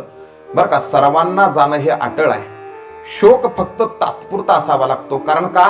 कारण एकाच वाटेनं जन्मही घेणारे येतात आणि एकाच वाटेनं मृत्यूला पावणारेही जात असतात। वाट एकच आहे, गावातली तीच वाट स्मशानाच्या दिशेनं जात असते आणि स्मशानामध्ये जाळून तीच वाट परत घरी येत असते। जाणं हे प्रत्येकाला अटळ आहे, त्यामुळे शोक हा तात्पुरता त्या गोष्टीचा असावा, महाराज आयुष्यभर शोक त्या गोष्टीचा नसावा। अहो राम गेले, कृष्ण गेले तरी सुद्धा दुनिया इथपर्यंत चालत आली, तुमच्या माझ्या जाण्यानं कुणाचं काय बिघडणार आहे? रामकृष्ण गेले तरी दुनिया इथपर्यंत आपण चालवत आणली। तशाच पद्धतीनं महाराज जसे आपल्या कितीतरी पिढ्या गेल्या आणि प्रपंच चालत आलेला आहे, तशाच पिढीने कुणाचाही प्रपंच कुणा वाचून थांबत नसतो। एक दृष्टांत सांगितला जातो बघा, उत्तर भारतातलं एक सुंदर भजन आहे, त्यामध्ये प्रपंच कसा आहे ह्या त्या भजनामध्ये दिलेला आहे। त्या भजनामध्ये असा काही संकेत दिलेला आहे की एक रस्ता आहे, त्या रस्त्यावरनं गावाच्या वेशीला एका सौभाग्यवतीची आरती जात असते। सौभाग्यवतीला मरण प्राप्त झालेलं असतं आणि त्या सौभाग्यवतीची आरती जात असते, म्हणजे तिचं मढ जात असतं त्या वेशीवरनं। त्याच वेळेला गावामध्ये एक सौभाग्यवती नांदायला येत असते लग्न करून, आणि या दोन्हींची भेट होते। एक वधू आहे आणि एक विधवा आहे। वधू एक आहे आणि जिला सौभाग्य प्राप्त आहे, जिचा नवरा आहे ती मरण पावलेली आहे, अशी असणाऱ्या ह्या दोघींची भेट त्या वेशीवरती होते. त्यावेळेला त्या डोलीमध्ये असणारी ती जी वधू आहे हिची पालखी थांबली जाते. का पालखी थांबली म्हणून ती कवाड उघडून पाहते. काय चाललेलं आहे तर समोरनं म्हणे मढ येतंय. कोणाचं मढ येतंय तर एका सौभाग्यवतीचं मढ येतंय म्हणे. त्याच वेळेला ती बोट मोडू लागते की आजच मारायला फावलं, मी नांदायला जात आहे आणि शुभ शकून मला वाढवे जावेत, तर ही कोण, ही सौभाग्यवती कोण कुठली असे ना का, पण हिचं मढ यावं माझ्या रस्त्याच्या मध्ये, मग माझा अपशकुन आला, मी प्राप्त झालेला आहे म्हणे, माझा संसार कसा चालेल आता. आणि हे ज्या वेळेला त्याच्या अंतकरणात बाहेर पडलं त्यावेळेला त्या आरतीवरती सज्ज असणारी ती सौभाग्यवती हिचा आत्मा आणि त्या वधूचा दोघांचा संवाद त्यात सांगितलेला आहे. ती मरणासन्न अवस्थेला प्राप्त झालेली. ते म्हणत असते सौभाग्यवती तिला की का ग तू कशा करता एवढ्या सगळ्या शिव्या देतेस, तर म्हणे याच्या करता शिव्या देते की मी लग्न होऊन सासरी नांदायला चालले, माझ्या शुभ कार्यामध्ये तू विघ्न टाकलेला आहेस, तुला मरायला आजचाच दिवस फावलेला आहे, इतर वेळेला तू मरू शकत नव्हतीस का, मी नांदायला चालले तुझं मड मला रस्त्यापुढे यावं. त्यावेळेला म्हणते की कोण मरणार नाही का, कोण मरणार नाही, याच वाटेनं मी सुद्धा एकदा नांदायला आलेली होते आणि त्याच रस्त्यानं माझ्या आज आरती जात आहे. एक गोष्ट लक्षात ठेव, तुझ्यात आणि माझ्यात बदल काय आहे, काय बदल आहे तुझ्यात आणि माझ्यात. मी हे सौभाग्यवती म्हणून मरण पावलेलं आहे. बघ माझं शरीर जरा, बघ माझं प्रेत कसं सजवलेलं आहे. चार तुझमे लगे चार मुझमे लगे, चौघे जण तुला लागलेले आहेत आणि चौघे जण सुद्धा मला लागलेले आहेत. डोली ज्या वेळेला उत्तर भारतात वधूची नेत असतात त्यावेळेला दोघं माणसं डोलीला पुढं असतात आणि दोघं माणसं डोलीला मागं असतात. अशी डोली सासरी मुलीला पाठवणी करता नेली जात असते. ती म्हणते तुझ्यात आणि माझ्यात फरक काय आहे, चार तुझमे लगे चार मुझमे लगे, चार तुलाही लागलेले आहेत आणि चार मलाही लागलेले आहेत. ते म्हणते की बाबा तुझ्याही कपाळाला कुंकूच लावलेला आहे, माझ्याही कपाळाला कुंकू लावलेला आहे. चुडी तेरी हरी चुडी मेरी हरी, तुझ्याही हातामध्ये हिरव्या बांगड्या आहेत आणि माझ्याही हातामध्ये हिरव्याच बांगड्या. तुलाही लाकूडच लागलेलं आहे आणि मला सुद्धा लाकूडच लागलेलं आहे. नेण्याचं जे प्रेत असतं ते पहिलं बांबूच्या तडकीवरती जात होतं. का, कारण बांबूच त्या ठिकाणी असला जायचा, ते बांबूनच ती तडकी सजवली जायची. का, कारण जो बास त्याला म्हटलं जातं हा आतून पोकळ असायचा, तशाच पद्धतीनं हा देह होय म्हणायची. त्यामुळे बांबूची ती तडकी सजलेली असायची. ती म्हणते लाकूड तुलाही लागलेलं आहे आणि लाकूड मलाही लागलेलं आहे. दोघांमध्ये फरक काय आहे बाई, फरक फक्त एवढाच आहे की तू नांदायला नवऱ्याकडे चाललेली आहेस आणि मी नवऱ्याकडून नांदून देवाच्या घरी चाललेले आहे. रस्ता तोच आहे माय बापू, तोच रस्ता आहे ज्या रस्त्यानं आपण गावामध्ये नांदायला आलो आणि त्याच रस्त्यानं आपण एक दिवशी मरणासन अवस्थेला सरणावरती प्राप्त होणार आहे. म्हणून शोक हा तात्पुरता असावा आणि पुढचं आयुष्य हे प्रत्येकाला मार्गक्रमण करावं लागणार आहे. वसिष्ठ मुनींचं हे सांगणं आहे, रामराया पित्याचा मृत्यू जरी असला तरी शोक हा कालाप्रमाणे शोक हा तात्पुरता असावा. तुम्ही राजे आहात, पित्याच्या नंतर राज्य तुम्हालाच सांभाळायचं आहे. आता प्रश्न आहे की गादीवरती भरताला बसवायचं का गादीवरती तुम्हाला बसवायचं राजन.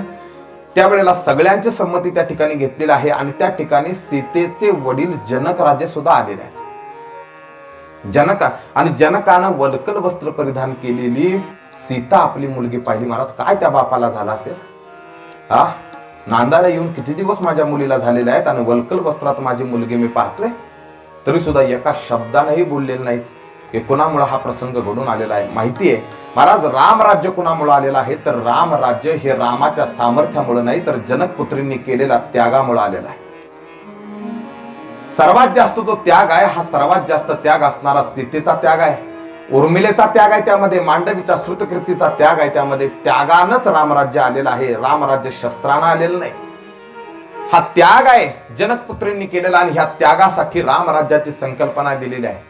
वल्कल वस्त्रामध्ये मुलगी पाहिलेली आहे तरी सुद्धा काही बोलले नाही. तर जनकाला पहिला प्रश्न केलेला आहे बरं का, गादीवरती कुणाला बसवावं. का, कारण तुम्ही राजे आहात, तुम्ही राज्यकारभार जाणता, सांगा गादीवर बसण्यासाठी योग्य असा राजा या दोघांमध्ये कोण आहे. हा प्रश्न ज्या वेळेला विचारला जातो त्यावेळेला साहजिक महाराज न्यायप्रधानतेनं उत्तर देतात की ज्येष्ठ पुत्र जरी असला तरी सुद्धा तो कसा आहे हे पहिलं शास्त्र पाहिलं जावं. तो कसा आहे, तो व्यसनाधीन आहे का, तो राज्याचा कशा पद्धतीनं सांभाळ करतोय. कारण राजा हा फक्त एका सेवकाच्या प्रमाणे असतो, त्याला सेवक हीच एक पदवी आहे. नगरातल्या लोकांचा तो एक सेवक आहे, याच्या पलीकडे त्याला कोणतीही उपाधी दिलेली नाही. तो एक सेवक आहे. कुणाचा सेवक आहे? त्याच्या राज्यामध्ये जगणाऱ्या लोकांचा तो एक सेवक आहे. आणि ही सेवाधारी वृत्ती दोघांमध्ये सुद्धा आहे. भरत जसा आहे तसाच रामही आहे. म्हणून गुरुवर्य, हा निर्णय मी घेऊ शकत नाही. हा निर्णय मी तुमच्याकडे स्वाधीन करतो, कुणाला गादी द्यायची. त्यावेळेला भरत म्हणतो, मी गादी स्वीकारू शकत नाही. का गादी स्वीकारू शकत नाही? ज्याच्या फक्त वरदानामध्ये ज्याला गादी मागितली गेली की मांगहू, पहिल्या वरामध्ये जर ज्याचा तिलक फक्त मागितला तर माझ्या बापाला मरण पत्करावं लागलं आणि माझ्या भावांना वनवासाला जावं लागलं. ज्याला फक्त राज्य जाहीर होतं तर एवढं कष्ट प्रपंचात येतं, तर तो गादीवर बसल्यानंतर काय समाजाची अवहेलना होईल? नाही. वसिष्ठ मुनी, हे गुरुवर्य, गादी ही रामरायालाच दिली पाहिजे. बरं, आता गादी रामचंद्राला दिल्यानंतर मग वनवासाचा दुसरा पण पूर्ण करण्यासाठी कोण जाणार? म्हणे मी जातो वनवास पूर्ण करण्यासाठी. 14 वर्ष काय, कितीही वर्ष आजन्म वनवास, त्या ठिकाणी माझं प्रेत जरी मरून पडलं, कोढ्या कुत्र्यानं जरी खाल्लं, तरी सुद्धा मी अयोध्येला येण्याची आस करणार नाही. माझा रामदादा गादीवरती बसावा, राज्य चालवावा, हीच माझ्या अंतकरणात एकच आस आहे. म्हणून मी वनवासाला जाण्यासाठी आता तयार आहे. मी वनवासाला जातो प्रभू. त्याचं खंडन रामरायाने त्या ठिकाणी केलेले. भरता, माझ्यावरती तुझं जर इतकंच प्रेम आहे तर ठीक आहे, मी गादीचा स्वीकार करतो, पण वनवासाचा स्वीकार मात्र सुद्धा करणार आहे. वनवास हा तुला दिला जाणार नाही. न्यायानं वागणार आहे मी. ठीक आहे, गादीचा स्वीकार करतो, पण 14 वर्ष मी वनवासात असताना माझी गादी भरता मी तुला सांभाळण्यासाठी देतो. आता या ठिकाणी समतोल झाला बरं का. रामानं गादी स्वीकारली, पण 14 वर्षाचा वनवासही स्वीकारला. मग 14 वर्षाकरता रामराया म्हणतात की माझं राज्य भरता मी 14 वर्षाकरता तुझ्या स्वाधीन करतो. 14 वर्ष भरताला राजगादी दिलेली आहे. प्रभू, नुसती गादी देऊन उपयोग नाही, तिथं तुमचे काहीतरी चिन्ह मला द्या. कोणते चिन्ह हवीत? भरत त्यावेळेला भरताची दृष्टी रामरायाच्या पादुकांच्याकडे गेलेली आहे. प्रभू, तुमच्या पायात असलेल्या चरण पादुका मला द्या. रामरायानं चरण पादुका दिलेला आहे. चरण पादुका हातात घेतलेल्या नाहीत, भरतानं चरण पादुका मस्तकावर धारण केलेला आहे. मस्तकावर चरण पादुका ज्या वेळेला भरतानं धारण केलेल्या आहेत आणि भरत आता मार्गस्थ होतात. कशा करता? रामाचं राज्य चालवण्याकरता. आलेली सर्व जी सेना आहे, ही सर्व सेना आता भरताच्या दिशेनं पुन्हा अयोध्येकडे मार्गस्थ होते. आणि त्याच वेळेला अयोध्येमध्ये आल्याच्या नंतर त्या चरण पादुका भरत राजगादीवरती ठेवतो. भरत म्हणतो की आता माझा दादा हा वनवासाच्या दिशेनं पायी चालत चाललेला आहे. अर्थात माझा दादा जमिनीवरती आहे आणि मला सेवक म्हणून जर नियुक्त केलेला असेल तर माझं स्थान माझ्या दादाच्या नेहमी खाली असावं. म्हणून नंदीग्रामामध्ये भरत एक 6 फुटाचा खड्डा खणतात. 6 फुटाचा खड्डा खणतात. का? माझा दादा जर भूमीवरती आहे, त्या दादाचा मी जर सेवक असेल तर सेवकाचं स्थान नेहमी खाली असावं. सेवकाचं स्थान त्या राजापेक्षा निम्न असावं. म्हणून माझा दादा जर जमिनीवरती चालतोय तर मला जमिनीवरती राहण्याचा अधिकार नाही. म्हणून 6 फुटाचा खड्डा खणलाय आणि त्या खड्ड्यामध्ये शयन करू लागले, त्या खड्ड्यामध्ये राहू लागले, त्या खड्ड्यामध्ये भरत मुनी झोपू लागले. पण एक वचन मागून घेतलं होतं भरताने येताना. कोणतं? 14 वर्षाच्या शेवटच्या दिवशी अयोध्येमध्ये जर तुम्ही सूर्यास्ताच्या आत जर आले नाही तर हा भरत अग्निस्नान करेल, एवढं फक्त लक्षात ठेवा. हा भरत जर तुम्हाला पाहायचा मिळायचा असेल, हा भरत जर पुन्हा पाहायचा असेल तर 14 वर्षाला मिनिट सुद्धा विलंब करून तुम्हाला चालणार नाही. 14 वर्षाच्या सूर्यास्तापर्यंतच मी वाट पाहेन. प्रभू, तुम्ही जर आले नाही तर मी अग्नी स्नान करेल, म्हणजे अग्नीमध्ये मी स्वतःला झोपून घेईल आणि त्यावेळेला भरताची राख होईल असं समजा. संताची हे पायी खरखावे शरीर, संताची हे पायी खरखावे शरीर, संताची हे पायी खरखावे शरीर, संताची हे पायी खरखावे शरीर, शरीर, शरीर, संताची हे पायी खरखावे शरीर, संताची हे पायी खरखावे शरीर, संताची हे पायी खरखावे शरीर, संताची हे पायी खरखावे शरीर, संताची हे पायी करतावे शरीर सांगतो कमाल कबीराची, सांगतो कमाल कबीराची,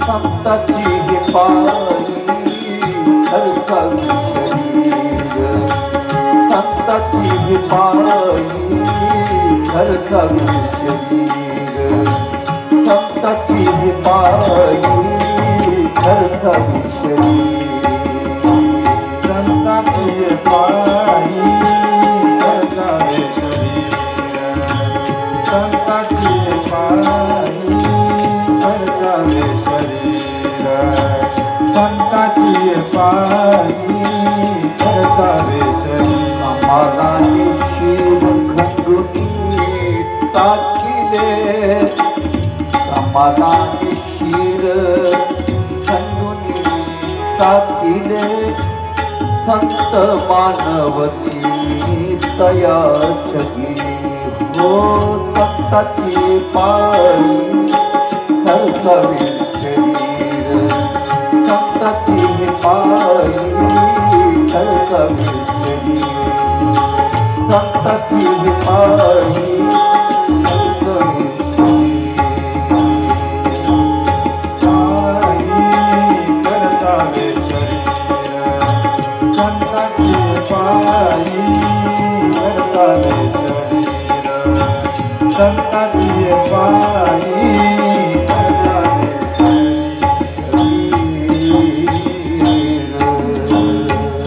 संताचे पायी खचावे शरीर, अशा पद्धतीनं जीवन असावं. याच्याकरता रामकथा ऐकायची आहे. नाहीतर सख्या भावांमध्ये महाराज इस्टेटीसाठी वाद निर्माण होतात.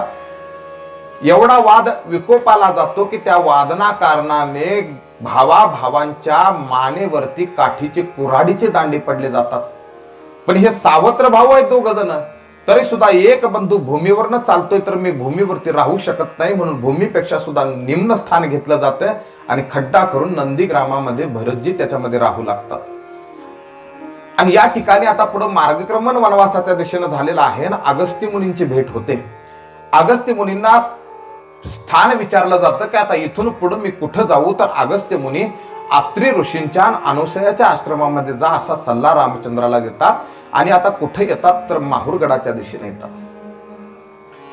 त्या ठिकाणी दत्ताचं जन्मस्थान आहे बरं का ते. त्या ठिकाणी वास्तव्य अत्री मुनींचं अनुसयाचं होतं. काही रामायणामध्ये असा उल्लेख आलेला आहे, पण या रामायणामध्ये स्थान अनुसया मातेचं कुठं आहे आणि अत्री मुनींचं कुठं आहे हे दाखवलेलं नाही. फक्त अगस्त्य मुनीनं सांगितलं की दत्तगुरूंचे पिता आणि माता असणारे अनुसया माता जी पतिव्रता आहे आणि पतिव्रत धर्माचा थोडा उपदेश सीता मातेनं घ्यावा आणि पुढे तुम्ही मार्गक्रमण करा म्हणून अत्री मुनींच्या आश्रमामध्ये आलेले आहेत. त्या ठिकाणी उत्तम असा पतिव्रतेचा उपदेश अनुसया मातेनं प्रदान केलेला आहे माता सीतेला. पतिव्रता कुणाला म्हणावं, धर्मशास्त्र काय सांगतंय, पती हा एकच असतो बरं का. आपण पांडुरंगाचं हे जे धारण केलं याला डोरलं म्हणतात संतांच्या भाषेत. यादसाठी आम्ही सोडीला भरतारण रतलो या परपुरुषाशी तुकोबारायांची भाषा आहे बरं का. पतिव्रते जैसा भ्रतार प्रमाण आम्हा नारायण तैशापरी म्हणतेला आहे. जसा पतिव्रतेला तिचा भ्रतार प्रमाण असतं, भ्रतार प्रमाण आहे बरं का या ठिकाणी दिलेला आहे, तसं आपल्यामध्ये प्रमाण दिलेलं आहे. सत्य तू सत्य तू सत्य तू विठ्ठला. माळ ज्यानं गळ्यामध्ये धारण केलेलं आहे महाराज, त्यानं कोणत्याही इतर देवतेंची कोणतीही कार्य करणं हे शास्त्रानुसार त्या ठिकाणी बंधन आहे. मी कोणत्याही पूजेला विधीला या ठिकाणी नावं ठेवत नाही, पण संत चरित्र तुम्हाला सांगतो एकविध भक्ती या ठिकाणी दिलेली आहे. पतिव्रतेची एकविध भक्ती असती, तशा पद्धतीनं तुकोबाराय म्हणतात माझी भक्ती देवाप्रती असावी. तिथं उदाहरण दुसऱ्याचं दिलं नाही, उदाहरण पतिव्रतेचं दिलेलं आहे. का? कारण तिनं नवऱ्याला प्रमाण धरलेलं आहे. नवऱ्याला प्रमाण धरले. गळ्यामध्ये माळ आहे, कशाला? गळ्यामध्ये माळ असल्या कारणानं ठीक आहे घोडकरला दर्शन करण्यासाठी जा, पण माळकऱ्यानं कोंबड देण्यासाठी जावं का? लाज वाटत नाही तुम्हाला? दर्शन करण्यासाठी जावं तुम्ही त्या ठिकाणी. माळ डोरलं कुणाचं तुमच्या गळ्यामध्ये? डोरलं पांडुरंगाचं आहे. जरी त्या ठिकाणी तुम्ही गेलेत तरी सगुण तत्व ब्रह्मचैतन्य म्हणून पांडुरंगाच्या दर्शनच त्या ठिकाणी तुम्ही करायचं आहे. इतरांचं नाही बरं का. हे पहा, स्त्री दीर कुणालाही म्हणू शकते, स्त्री बंधू कुणालाही म्हणू शकते. जगातले सगळे पुरुष कदाचित ती म्हणू शकते की हे माझ्या बंधू प्रमाण आहेत. वडीलधाऱ्या कोणत्याही वृद्ध माणसांना ती बाई म्हणू शकते की हे माझ्या वडिलांच्या समान आहेत. कोणत्याही पुरुषाला ती म्हणू शकते की हे बंधू रूप किंवा माझ्या दिराच्या समान आहेत. पण ती म्हणू शकत नाहीत की हे दिसणारे सगळे नवरे आहेत म्हणू शकत नाही ती. का? पती एकच आहे. एक धरीला चित्ती आम्ही रखुमाईचा पती. त्याच्याशिवाय नाही. ह्याला पतिव्रत धर्म म्हटलेला आहे. 3 पतिव्रता असतात. यातली आपण कोणती पतिव्रता हे माळकऱ्यानं झोपताना ठरवायचं आहे. आपण कोणती पतिव्रता याच्यामध्ये 3 पतिव्रता सांगितल्या, उच्च, मध्यम आणि निम्न. उच्च पतिव्रता कोणती आहेत तर जिवंत असताना किंवा जगत असताना जे काही व्यवहार भाषेमध्ये तिच्या मनामध्ये संदेह येतो असंच नाही फक्त, तर स्वप्नातही पतीशिवाय दुसरा पुरुष जिच्या मनात येत नाही तिला उत्तम पतिव्रता म्हटलेला आहे. निम्न मध्यम पतिव्रता कोणाला म्हटलेला आहे तर मध्यम पतिव्रता म्हणजे पतीला पती मानते पण इतर पुरुषांना भाऊ मानत असते, इतर पुरुषांना दीर मानत असते, इतर पुरुषांना पिता मानत असते. ही मध्यम पतिव्रता म्हणजे पुरुषाला पुरुष आहे हे जाणते पण कुणाला भावाच्या स्वरूपात मानते, कुणाला पित्याच्या स्वरूपात मानते, तर कुणाला दिराच्या स्वरूपात मानते. ही मध्यम पतिव्रता आहे. ती पुरुष म्हणजे याच्यामध्ये अनुसया माता काय सांगते बघा, किती एकविध भक्ती सांगितलेला आहे की परपुरुष हा स्वप्नात सुद्धा जिच्या येत नाही तीच उत्तम आहे म्हटलं जातंय. पण इतर पुरुष हे कोणत्या ना कोणत्या नात्यानं तरी आहेत, याला मध्यम रामायणामध्ये म्हटलेलं आहे. आणि निम्न कोणते आहे तर निम्न पतिव्रता आता तुमचं तुम्ही ठरवून घ्या कोणत्या पतिव्रतेमध्ये आपण येतो. निम्न 3 पतिव्रता रामायणात सांगितल्या, उच्च, मध्यम आणि निम्न. सीता, तू उच्च पतिव्रता आहेस. तुझं मन मात्र विचलित होऊ देऊ नकोस बरं का. आणि तिचं विचलित झालंच महाराज, त्याच्या कारणे तिला दुःख भोगावं लागलं. का? 13 वर्ष रामाचं चरण पाहिलं पण 14व्या वर्षी काय बुद्धी सुचली, रामाचं चरण सोडलं आणि सोन्याचं हरण पाहिलं तिनं. एकविध भक्ती याला म्हटलेला आहे बरं का. चरण, पतीचं चरण सुटलं आणि चरणाची दृष्टी हरणावरती गेली, तिथनच पुढं तिचा घात झाला. अनुसया मातेची शिकवण होती. काय शिकवण होती की पतीच्या चरणावरती एकनिष्ठ भक्ती असावी. पतीचं जर चरण सुटलं तर तुला दुःख भोगावं लागणार आहे सीते.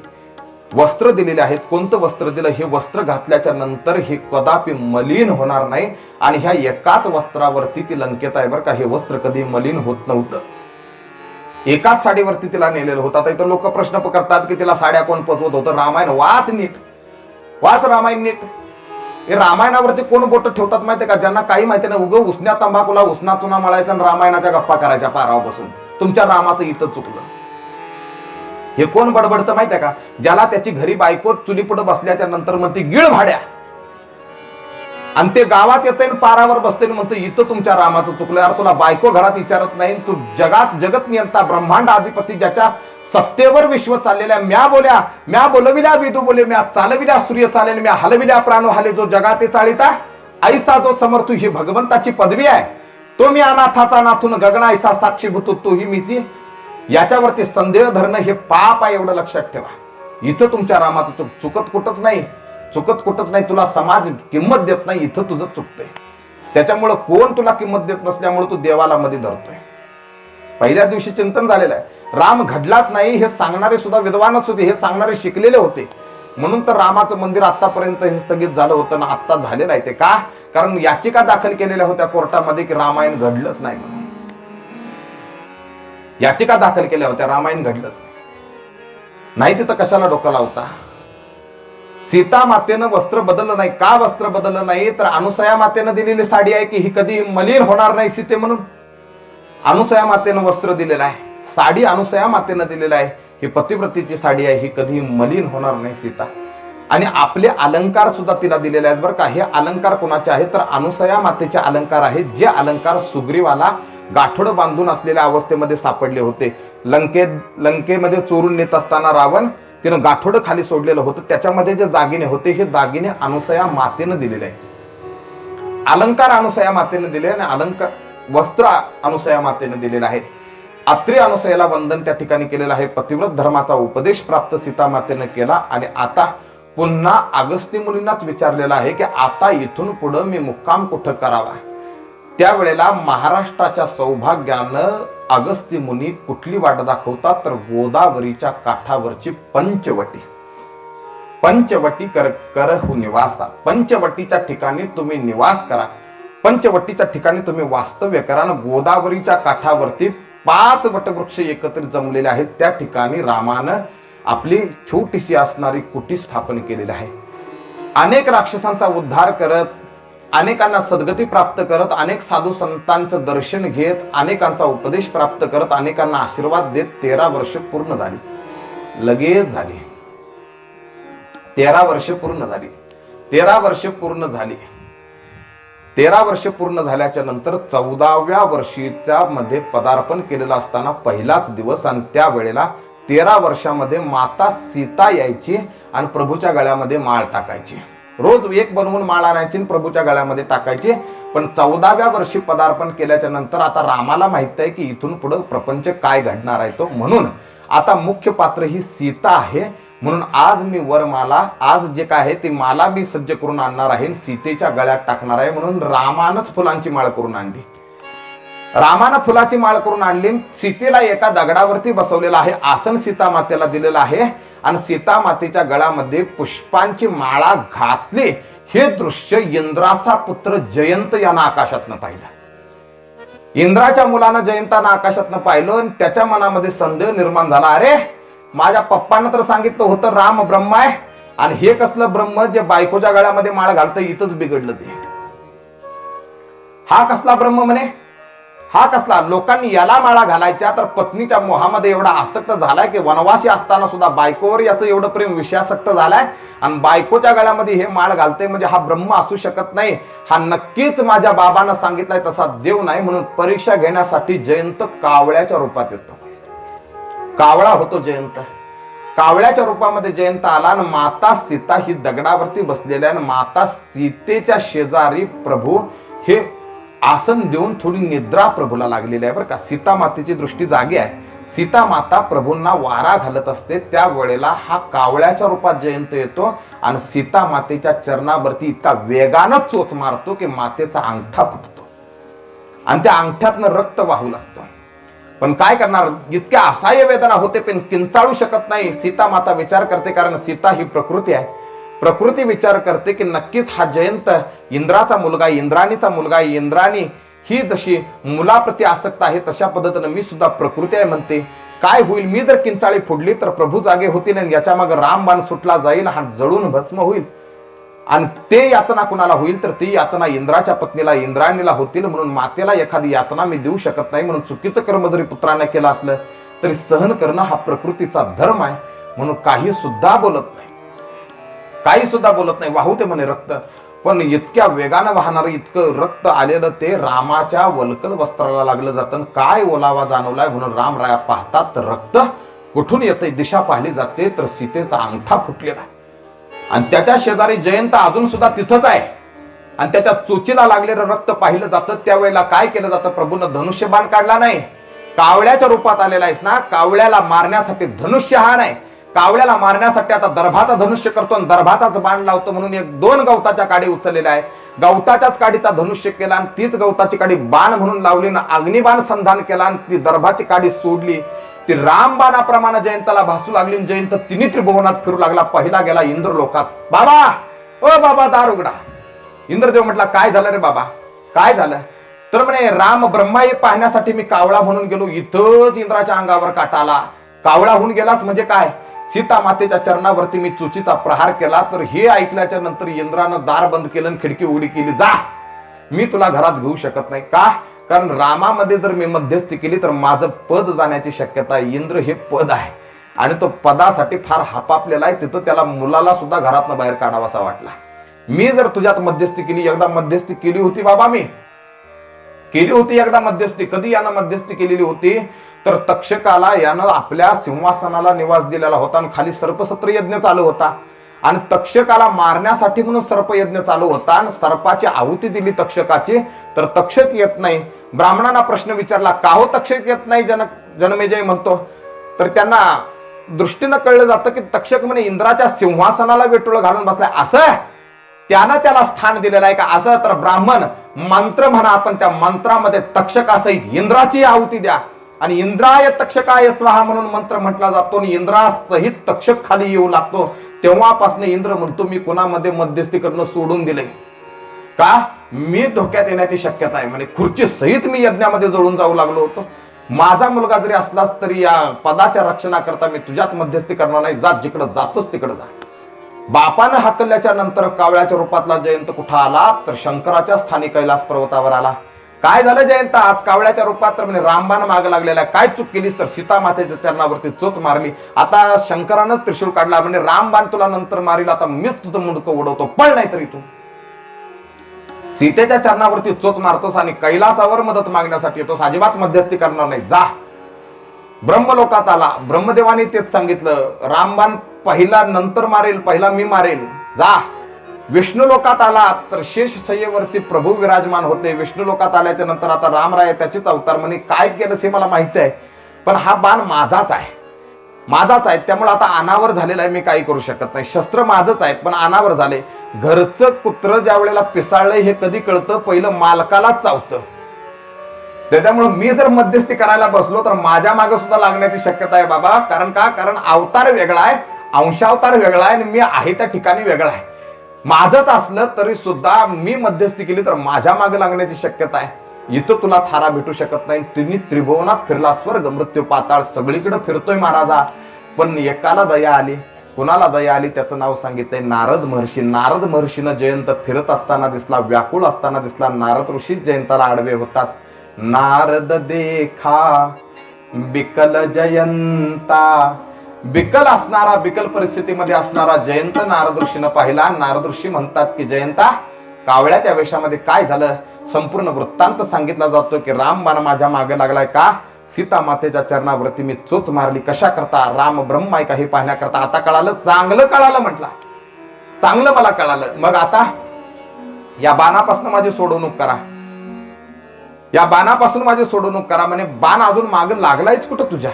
म्हणजे हे काय माग आहे? अरे आता अर्धा तास मी तुझ्यासोबत इथं बोलतोय, त्याला जर तुझा भेदच घ्यायचा होता तर आता मी बोलतोय तरी सुद्धा तुझ्या मागं उभा आहे. हे कधी धावतोय? ज्या वेळेला तू पळायला लागतोस.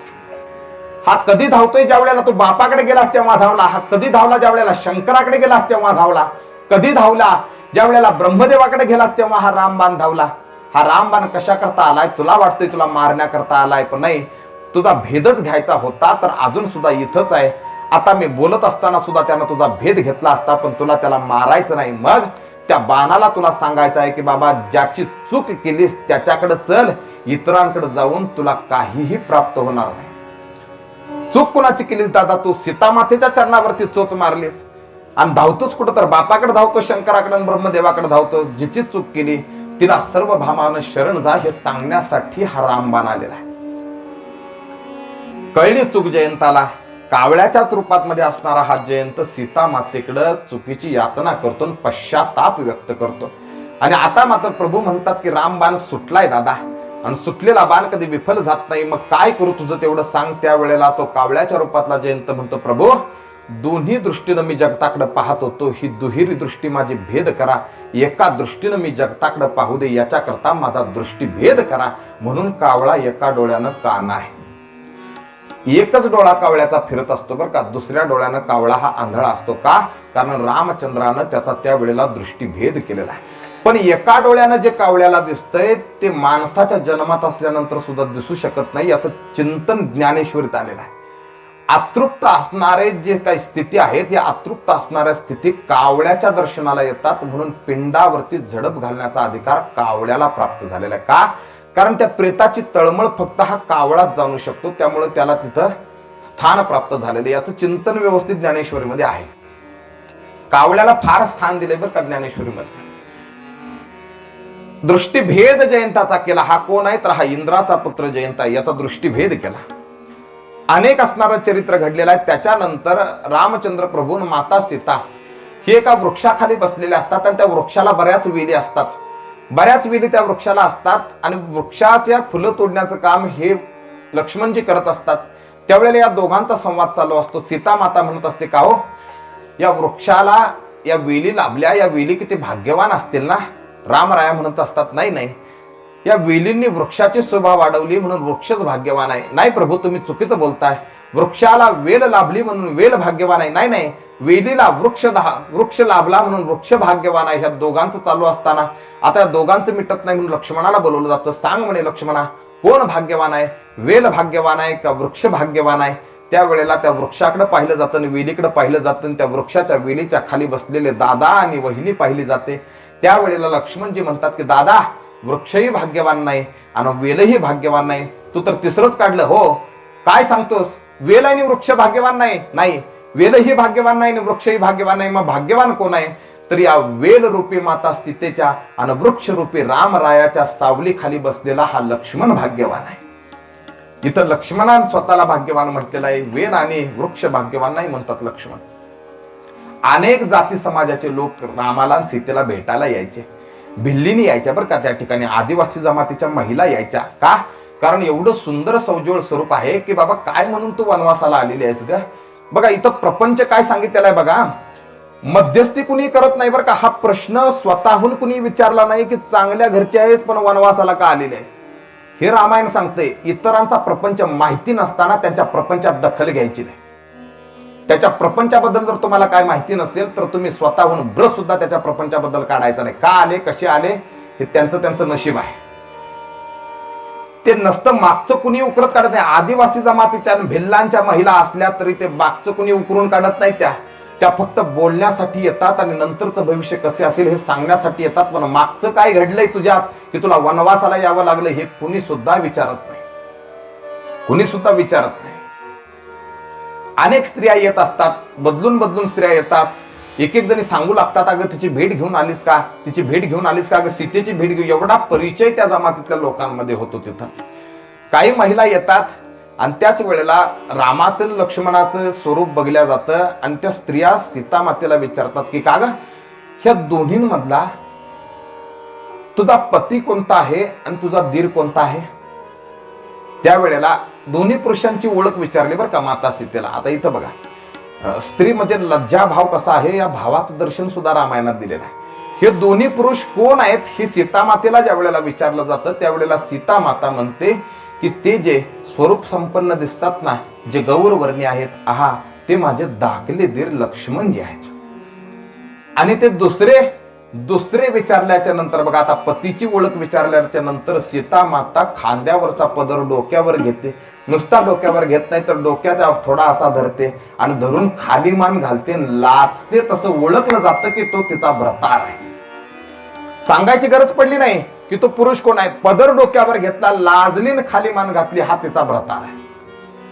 समजलं गेलं. आताच्या स्त्रियांना जर विचारलं कोणाची तू, मी मास्तरची, मी बँकवाल्याची. आज सीता मातेला विचारलं की तो कोण आहे तर माता सीता काय म्हणते, काही प्रश्न करत नाही. माता सीता फक्त डोक्यावर पदर घेऊन लाजते. सगळेच कळलं जातं की हा तिचा भ्रतार आहे म्हणून. सुंदर असणारा अशा पद्धतीनं चरित्र अनेक सांगितलेले आहेत. आणि इथं रामगीता दिलेली आहे. रामगीता म्हणजे कोणती तर रामाचा लक्ष्मणाचा संवाद आलेला आहे. 5 प्रश्न लक्ष्मणाचे आहेत. कोणते प्रश्न? ज्ञान प्रभू कशाला म्हणतात, माया कशाला म्हणतात, जीव कशाला म्हणतात, वैराग्य कशाला म्हणतात आणि भक्ती कशाला म्हणतात. 5 प्रश्नाचं सुंदर चिंतन आहे बरं का. इथं लक्ष्मणाचे 5 प्रश्न आहेत. प्रभू ज्ञान कशाला म्हणतात. पहिल्या प्रश्नाचं उत्तर देताना रामराया म्हणतात की सर्व ठिकाणी ब्रह्म अनुभूती घेणं याला ज्ञान म्हणतात. कशी सर्व ठिकाणी ब्रह्म अनुभूती घ्यायची प्रभू? कुणाच्याही पायाखाली चिरडली जाणारी मुंगी आणि कमळात बसलेला ब्रह्मदेव हे दोन्ही तत्व एक आहेत हे जो जाणतो तो ज्ञानी आहे. तो ज्ञानी आहे. मग त्याच्याकरता मग कोणत्याही हे राहत नाही बरं का. आपण बघा, काही ऋषी मुनी साधू संत सुद्धा जमिनीतनं एखादं वृक्ष उपटायचा असला किंवा पीक जर काढायचं असलं तर धरणीला वंदन केलं जायचं. का? तो सुद्धा जीव आहे. ओल्या मातीवर सुद्धा काही साधू पाय ठेवत नव्हते. का ठेवत नव्हते तर याच्यामध्ये कुठेतरी अंकुर फुटत असतील आणि मी जर पाय ठेवलं तर हा अंकुर त्या ठिकाणी नष्ट पावेल आणि त्याचं जीवन त्या ठिकाणी खुंटलं जाईल. असा सूक्ष्म ज्याचा विचार आहे यालाच म्हणतात सर्व ठिकाणी ब्रह्म अनुभूती करणं. हे ज्ञानाचं लक्षण आहे. तो ज्ञानी आहे. सर्व ठिकाणी ज्यानं ब्रह्म अनुभूती घेतलेला आहे तो ज्ञानी आहे. मी तू वेगळा नाही. मग या ठिकाणी कोणावरती क्रोध करावा महाराज? जर मी आणि तू जर एकच असेल तर क्रोध कोणावर करावा, मोह कोणावर धरावा, माया कोणावर धरावी. मी आणि तू तत्व जर एकच आहे, माझ्याही अंतकरणात तोच राम आहे आणि तुझ्याही अंतकरणात तोच राम आहे, हे ज्याला कळलं, मी तू समान आहेत, त्या ठिकाणीच त्याला ज्ञान प्राप्ती झालेली आहे. सर्व ठिकाणी ब्रह्म अनुभूती घेणं हे ज्ञानाचं लक्षण आहे, याला ज्ञान म्हटलेलं आहे. जीव कशाला म्हणतात प्रभू? दुसरा प्रश्न आहे. जो फक्त मी आणि माझं जाणतो, स्वतःच्या आत्मानुभूतीला जो विसरलेला आहे, त्याला जीव म्हटलेला आहे. मी कोण आहे हे जो विसरलाय तो जीव आहे. मी कोण आहे तर अहम ब्रह्मास्मी, मीच निर्माण करता, मीच पालन करता आणि मीच लय करता आहे. अर्थात ब्रह्मा, विष्णू, महेश हे तत्व सुद्धा मीच आहे. देव मीच आहे हे ज्याला कळलेलं आहे तो मुक्त आहे, आणि हे ज्याला कळलेलं नाही तो अजून सुद्धा जीव आहे. माया कशाला म्हणतात प्रभू? मी आणि माझंच जाणणं याला माया म्हटलेलं आहे. स्वतःचा स्वतःपुरता विचार करणं.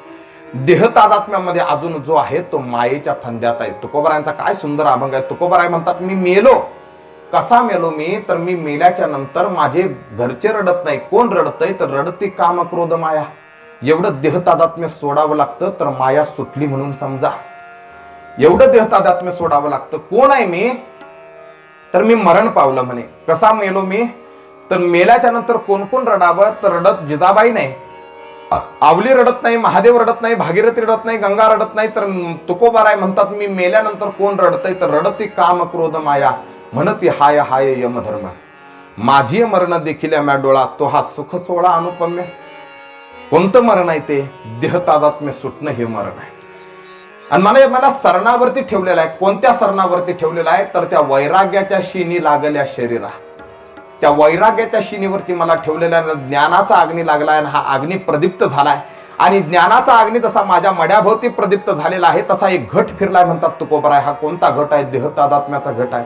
फिरविला घट फोडिला चरणी, महावाक्य ध्वनी बोंब झाली म्हणतात. मग त्या ठिकाणी बोंब होते. कशाची बोंब होते? आयम आत्मा ब्रह्म, प्रज्ञानाम ब्रह्म, अहम तत्वमसीन अहम ब्रह्मास्मी, या 4 महावाक्यांची बोंब होते. याला म्हणतात देह तादात्म्य सुटलं. मायेच्या फंद्यातनं सुटणं याला म्हटलेलं आहे. कशाला माया म्हटलेला आहे? तर मी आणि माझं जाणणे याला माया म्हटलेलं आहे. वैराग्य कशाला म्हटलेलं आहे? तर सर्व भोगांना काकविष्टेप्रमाणे मानणं याला वैराग्य म्हटलेलं आहे. जेवढे काही भोग आहेत महाराज, भोग भोगून कदापि संपत नसतात, पण भोगणारा मात्र संपल्याशिवाय राहत नसतो. भागवतामध्ये कथा आलेली आहे. 5 वेश्यांना तो धुंदुकारी भोगत असतो, पण त्या 5 वेश्यानंतर काय करतात? त्या 5 वेश्या विचार करतात की जगात अनेक पुरुष आहेत, यालाच किती वेळ धरून बसावा आपण. आणि त्या 5 वेश्या त्या पुरुषाला खाटाला बांधतात आणि जळता निखारा त्याच्या तोंडात कोंबतात आणि त्या यातनेनं धुंदुकारी मरण पावतो. धन वेश्या घेतात आणि त्या 5 वेश्या धुंदुकारीला मारून निघून जातात. भोगान भोगता वैमेच भोगता. भोग कधीही भोगून संपत नसतात, पण भोगणारा मात्र संपल्याशिवाय राहत नसतो. भोग तिथंच आहेत, पण भोगणारा मात्र संपलेला आहे. याला वैराग्य कशाला म्हणतात? सर्व भोगांना काकविष्टेप्रमाणे मानणं याला वैराग्य म्हटलेला आहे. प्रभू 5वा प्रश्न, भक्ती कशाला म्हणतात? तर रामराया सांगतात, ज्यानं मी प्रसन्न होतो त्याला भक्ती म्हणतात. प्रभू तुम्ही कशानं प्रसन्न होता? एखादा भक्त जरी मला शिव्या देत असेल, पण त्या शिव्यामध्ये सुद्धा जर त्यानं माझं अस्तित्व मान्य केलेलं असेल, तर त्या ठिकाणी ती त्याची भक्ती आहे म्हणून समज. भक्ती आहे म्हणून समज. जिजाबाई काय करत होती हो देवा? शिव्या देण्याशिवाय काही करत नव्हती. हा भाव असावा. दळिता, कांडिता आणि भांडिता हरिबोला म्हणतेला.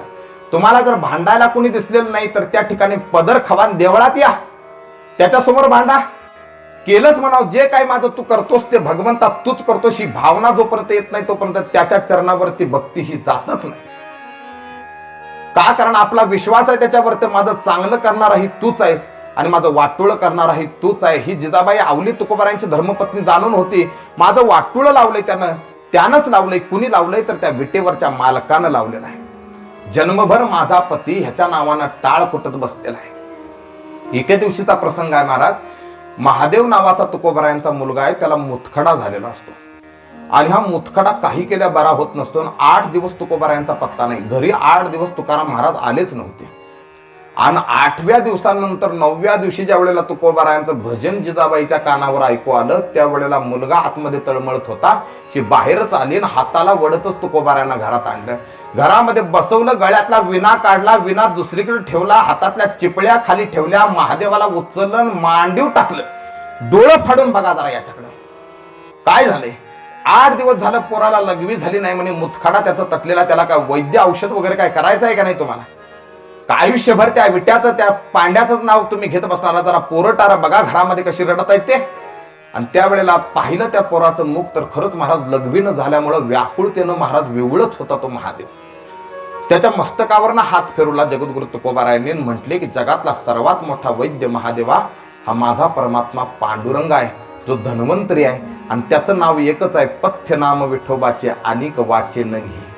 औषध कोणतं आहे त्याचं? तर विठ्ठल नाम हाच मंत्र त्याचं औषध आहे.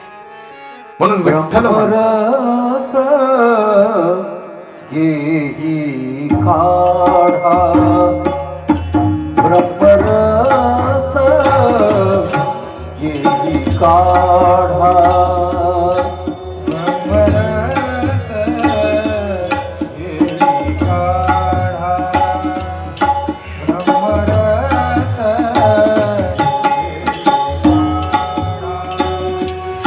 ब्रह्मरस घेई काढा, ब्रह्मरस घेई काढा, ब्रह्मरस घेई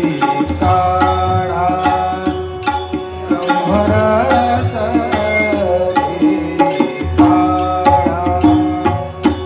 जेने पीढा वारेल, जेने पीडा वारेल, ब्रह्मरस घेई काढा, ब्रह्मरस घेई काढा, ब्रह्मरस घेई काढा, ब्रह्मरस घेई काढा, ब्रह्मरस घेई काढा, ब्रह्मरस घेई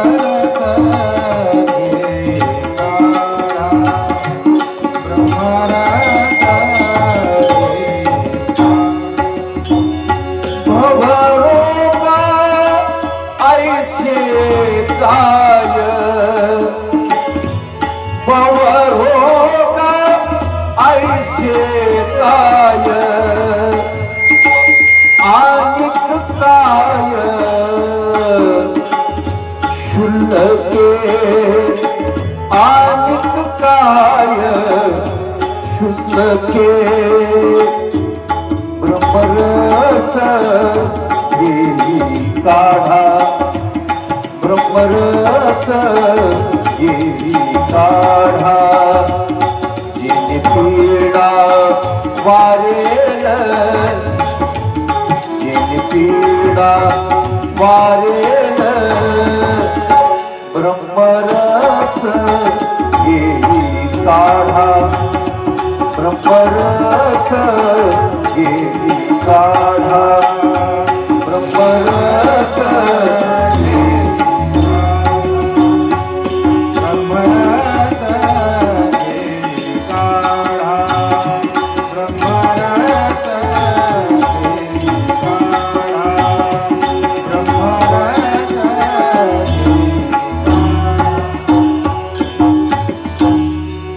काय कर महादेवा? तर ब्रह्मरस घे काढा. तू काय कर तर ब्रह्मरसाचं सेवन कर, विठ्ठल मंत्र म्हण, म्हण विठ्ठल विठ्ठल विठ्ठल. आणि तो महादेव सुद्धा म्हणू लागला विठ्ठल विठ्ठल विठ्ठल. हे शब्द जिजाबाईनं ऐकलं आवलीनं. त्यावेळेला तिनं हिशोब केला की घरात एकच नाव घेतोय माझा नवरा, तर चुलीत राख माझ्या राहिली नाही. ती सुद्धा गोसाव्यानं अंगाला लावायला नेली. अर्थात माझ्या चुलीवरती फुटभर गवत उगवतंय, तर चूल किती दिवस माझी पेटत नाही याचा विचार सगळे लोक करतात. का तर घरामध्ये एक नाव घेतंय तर, आणि त्याच्या मागोमाग जर हे नाव घ्यायला लागलं तर प्रपंचाला काय अवकळा प्राप्त होईल म्हणून तोंडच धरलं. खबरदार महाद्या, खबरदार त्या काळ्याचं नाव जर तुझ्या तोंडात घेशील तर. त्यावेळेला तुकोबाराय म्हणतात की कशाला सारखं सारखं माझ्या देवाला शिव्या देतेस? त्यावेळेला पारा उंच चढतो महाराज, आणि इतका उंच चढतो म्हणते आता तुमच्या त्या धन्वंतऱ्याला नुसत्या शिव्या भागवत नाही, तर या महाद्याला नेऊन त्याच्या पायावर आपटते, चांगली तुमच्या धन्वंतऱ्याच्या गालाव 5 खेटर मारते आणि विचारते म्हणती. म्हणून एका हातात महादेवाला धरलं आणि एका हातात जोडाबाईनं घेतला. गावातनं महादेवाला वडत हातात जोडा घेऊन धावत जाऊ लागली. सगळ्या घरातली बाया माणसं सगळी माणसं बाहेर येऊन पाहू लागली हा काय प्रकार आहे. त्याच वेळेला मंदिरात कीर्तन चालू होतं. कोणाचं कीर्तन होतं तर सालो मालोचं. हा सालो मालो तुकोबारायांच्याच अभंग चोरायचा, त्यातले तुका म्हणे काढायचा आणि त्यात सालो म्हणे टाकायचा. झाला त्याचा अभंग. दृष्टांत सगळे चोरायचा बाकीचे सगळे, आणि ते तुकोबारायांचाच अभंग आपल्या नावानं खपवायचा आणि कीर्तन करायचा. त्या बाईनं काही बघितलं नाही. कीर्तनकार कोण आलाय, वाजंत्री कोण आहेत, वाजवणारे कोण, गाणारे कोण, बसलेत किती, काही बघितलं नाही. पहिलीच चप्पल कीर्तनकाराच्या पाठीत. फुट मुडद्या. कीर्तनकार पाडला पखवाजावर. टाळ बंद झाले. थेट बाई गर्भाशयात गेली. त्यावेळेला विटेवरच्या मालकाच्या दिशेनं पोराला असं भिरकावून फेकलं आणि कंबर खवली. डोक्यावरचा पदर असा काढून कंबर खवली. एका हातातली चप्पल देवाच्या गालाच्या दिशेनं उगारली. अरे विठ्ठा, अरे विठ्ठा, मूळ मायेच्या कारत्या. अरे विठ्ठा, अरे विठ्ठा, मूळ मायेच्या कारत्या. अरे विठ्ठा, मूळ मायेच्या कारत्या. अरे विठ्ठा, अरे विठ्ठा, मूळ मायेच्या कारत्या. अरे विठ्ठा, अरे विठ्ठा, अरे विठ्ठा, मूळ मायेच्या कारत्या. तुझी नाट रंगती झाली, तुझे मडकीने थोडबडी. अरे विठ्ठा, अरे विठ्ठा, अरे विठ्ठा, अरे विठ्ठा, मूळ मायेच्या कारत्या. अरे विठ्ठा, अरे विठ्ठा, मूळ मायेच्या कारत्या. अरे विठ्ठा, अरे विठ्ठा, मूळ मायेच्या कारत्या. अरे विठ्ठा, अरे विठ्ठा, मूळ मायेच्या कारत्या. गालावर चप्पर उगाले. अरे विठ्या विठ्या, मूळ मायेच्या कारट्या. तुझी रांड रंडकी झाली, सती सावित्री चुडाली आली. तुझं निघाल रे मड, त्याला पाहुनी कोण रड. अनेक प्रकारच्या शिव्या देत असताना गालावरती चप्पल मारण्यासाठी म्हणून हे बघ, ह्याचा बाप रात दिवस तुझ्या नावानं टाळकुटीत बसलाय, ह्याला बरं करतोस का हानू म्हणून जे चप्पल उगारली. महाराज भक्ताला घाबरला देव. पोराचा मुतखडा गर्भाशयात नाहीसा झाला. गर्भाशयात लघवी झाली. त्याच वेळेला थोडा आराम प्राप्त झाला आणि लगेच बिलगलं मुलगा महादेव आईला. आई, मला आता बरं वाटतंय, चल घरी. आणि पोरगा महाराज आजारातनं बाहेर पडला. हे ज्या वेळेला मातेला कळालं, माता अशी बिलगली मुलाला. कुठं पापातीची घेऊ लागली, कुठं मुके घेऊ लागली. आणि त्याच वेळेला कमरेत असलेला तो अंगारा काढला आणि अंगारा काढून त्याच्या कपाळाला लावला. महाद्या, बेस झालास की रे बाबा, ह्यो माझ्या मंगळाईच्या अंगाऱ्याचा गुणबर का. कुणाचा? मंगळाईच्या अंगाराचा. अर्थात काय, भगवंत काय सांगतात या ठिकाणी, भक्ती कशाला म्हणतात तर ज्यानं मी प्रसन्न होतो. मग त्या प्रसन्नमध्ये भाव पाहिजे बरं का त्या भक्तीमध्ये. कसाही असू दे महाराज, माझं चांगलं करणार आहे तूच आहेस आणि माझं वाटोळं करणार आहे तूच आहेस भगवंता. हा विश्वास जोपर्यंत देवावरती जडत नाही तोपर्यंत कोणतीही भक्ती तुमची देवाच्या चरणी रुजू होत नाही. मी ज्यानं प्रसन्न होतो लक्ष्मणा, त्याला भक्ती म्हटलं जातं. ह्या 5 प्रश्नांची उत्तर दिलेलं आहे. ज्ञान कशाला म्हणतात? सर्व ठिकाणी ब्रह्म अनुभूती घेणं याला ज्ञान म्हणतात. माया कशाला म्हणतात तर मी आणि माझंच जाणणं याला माया म्हणतात. जीव कशाला म्हणतात? जो आत्मस्वरूपाला विसरला त्याला जीव म्हणतात. वैराग्य कशाला म्हणतात? सर्व भोगांना काकविष्टेप्रमाणे मानणे याला वैराग्य म्हणतात. आणि ज्यानं मी प्रसन्न होतो त्याला भक्ती म्हणतात. ही रामगीता 5 प्रश्नांची रामायणामध्ये आलेली आहे. आणि आता नाटकाला सुरुवात करायची आहे बरं का, नाटकाला. त्यामुळे आता इथं संवाद आहे. हा संवाद लक्ष्मणाला सुद्धा माहिती नाही बरं का. इथं सूक्ष्म दर्शन करण्याजोगी गोष्ट आहे की आपण म्हणतो सीतेची अग्निपरीक्षा झाली. ती सीतेची अग्निपरीक्षा झालेली नव्हती. त्याच्यासाठी तुलसीदासांना पुन्हा रामायण रचावं लागलं. का? कारण आधीच्या रामायणावर काही आक्षेप घेतले गेले होते. म्हणून रामायण शुद्ध तुलसीदासांना करावं लागलं. इथं संवाद दिलेला आहे. काय संवाद दिलेला आहे तर रामराया प्रत्यक्ष सीता मातेला म्हणतात की सीते, आलेल्या कार्याखातर आपल्याला आता नाटकाला सुरुवात करायची आहे आणि या नाटकातलं मुख्य पात्र तू आहेस. रावण येणार आहे, तुझं हरण करून घेऊन जाणार आहे, पण तो तुला नेणार नाही. तुझी माया उत्पन्न कर म्हणून अग्नी उत्पन्न केलेला आहे, अग्नी प्रगट केलेला आहे आणि अग्नीच्या स्वाधीन खरी सीता केलेली आहे. तुम पावक महू करहु निवासा हा दोहा आलेला आहे. ही चौपाई आहे. पावक म्हणजे अग्नी. रामराया माता सीतेला सांगतात की तुम म्हणजे तू, पावक म्हणजे अग्नी, निवास म्हणजे त्याच्यामध्ये राहा.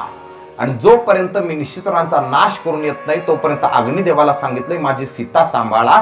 आणि त्यातनं खोटी सीता म्हणजे सीतेची आकृती, सीतेची प्रतिकृती ही अग्नीतनं बाहेर आलेली आहे. खरी सीता नाही महाराज. जी सीता लहान 8 वर्षाची असताना धनुष्य उचलते, तो धनुष्य रावणासारख्याला उचलता आला नाही. आपण पाहिलेल्या विवाह प्रसंगामध्ये सीता जो धनुष्य उचलते तो धनुष्य रावणाला उचलता आला नाही. सीता मातेला उचलून रावण कसा घेऊन जाईल? काहीतरी कुठंतरी अभ्यासण्याजोगी गोष्ट आहे ना रामायण. तुम पावक महू करहु निवासा, तू अग्नीमध्ये निवास कर. म्हणून अग्नी परीक्षा नव्हती तर खरी सीता ही अग्नीतनं प्राप्त करून घ्यायची होती. खोटी सीता अग्नीमध्ये विलीन करायची होती आणि खरी सीता अग्नीकडनं प्राप्त करून घ्यायची होती. हा यातला भाव आहे. आणि हा संवाद लक्ष्मणाला सुद्धा माहिती नाही. हा दोघांमध्ये घडलेला संवाद आहे. अग्नीच्या स्वाधीन खरी सीता केलेला आहे आणि खोटी आकृती सीतेची बाहेर काढलेली आहे. त्याच वेळेला आता कथा बदल करतात. नाशिक मध्ये असणारी पंचवटी, इथंच ही पंचवटीचं राज्य रावणानं आपल्या बहिणीला दिलं होतं. त्या बहिणीचं नाव आहे शूर्पणखा. शूर्पणखा म्हणजे काय? जिची नख सुपासारखी आहेत. म्हणजे खरी किती भयानक दिसत असेल बघा. जिची नखच सुपासारखी आहेत तर खऱ्या अवस्थेमध्ये ती कशी असेल? शूर्पणखा, सुपासारखी जिची नख आहेत अशी असणारी जी स्त्री, हिला ते अरण्य दिलेलं होतं. नाशिकचं पंचवटी क्षेत्रातलं अरण्य हे रावणाच्या ताब्यात होतं. तिथलं राज्य तिला दिलेलं गेलं होतं.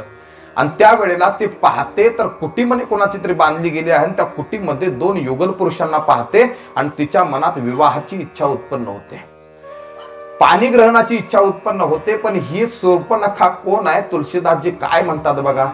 शूर्पणखा रावण के बहिणी.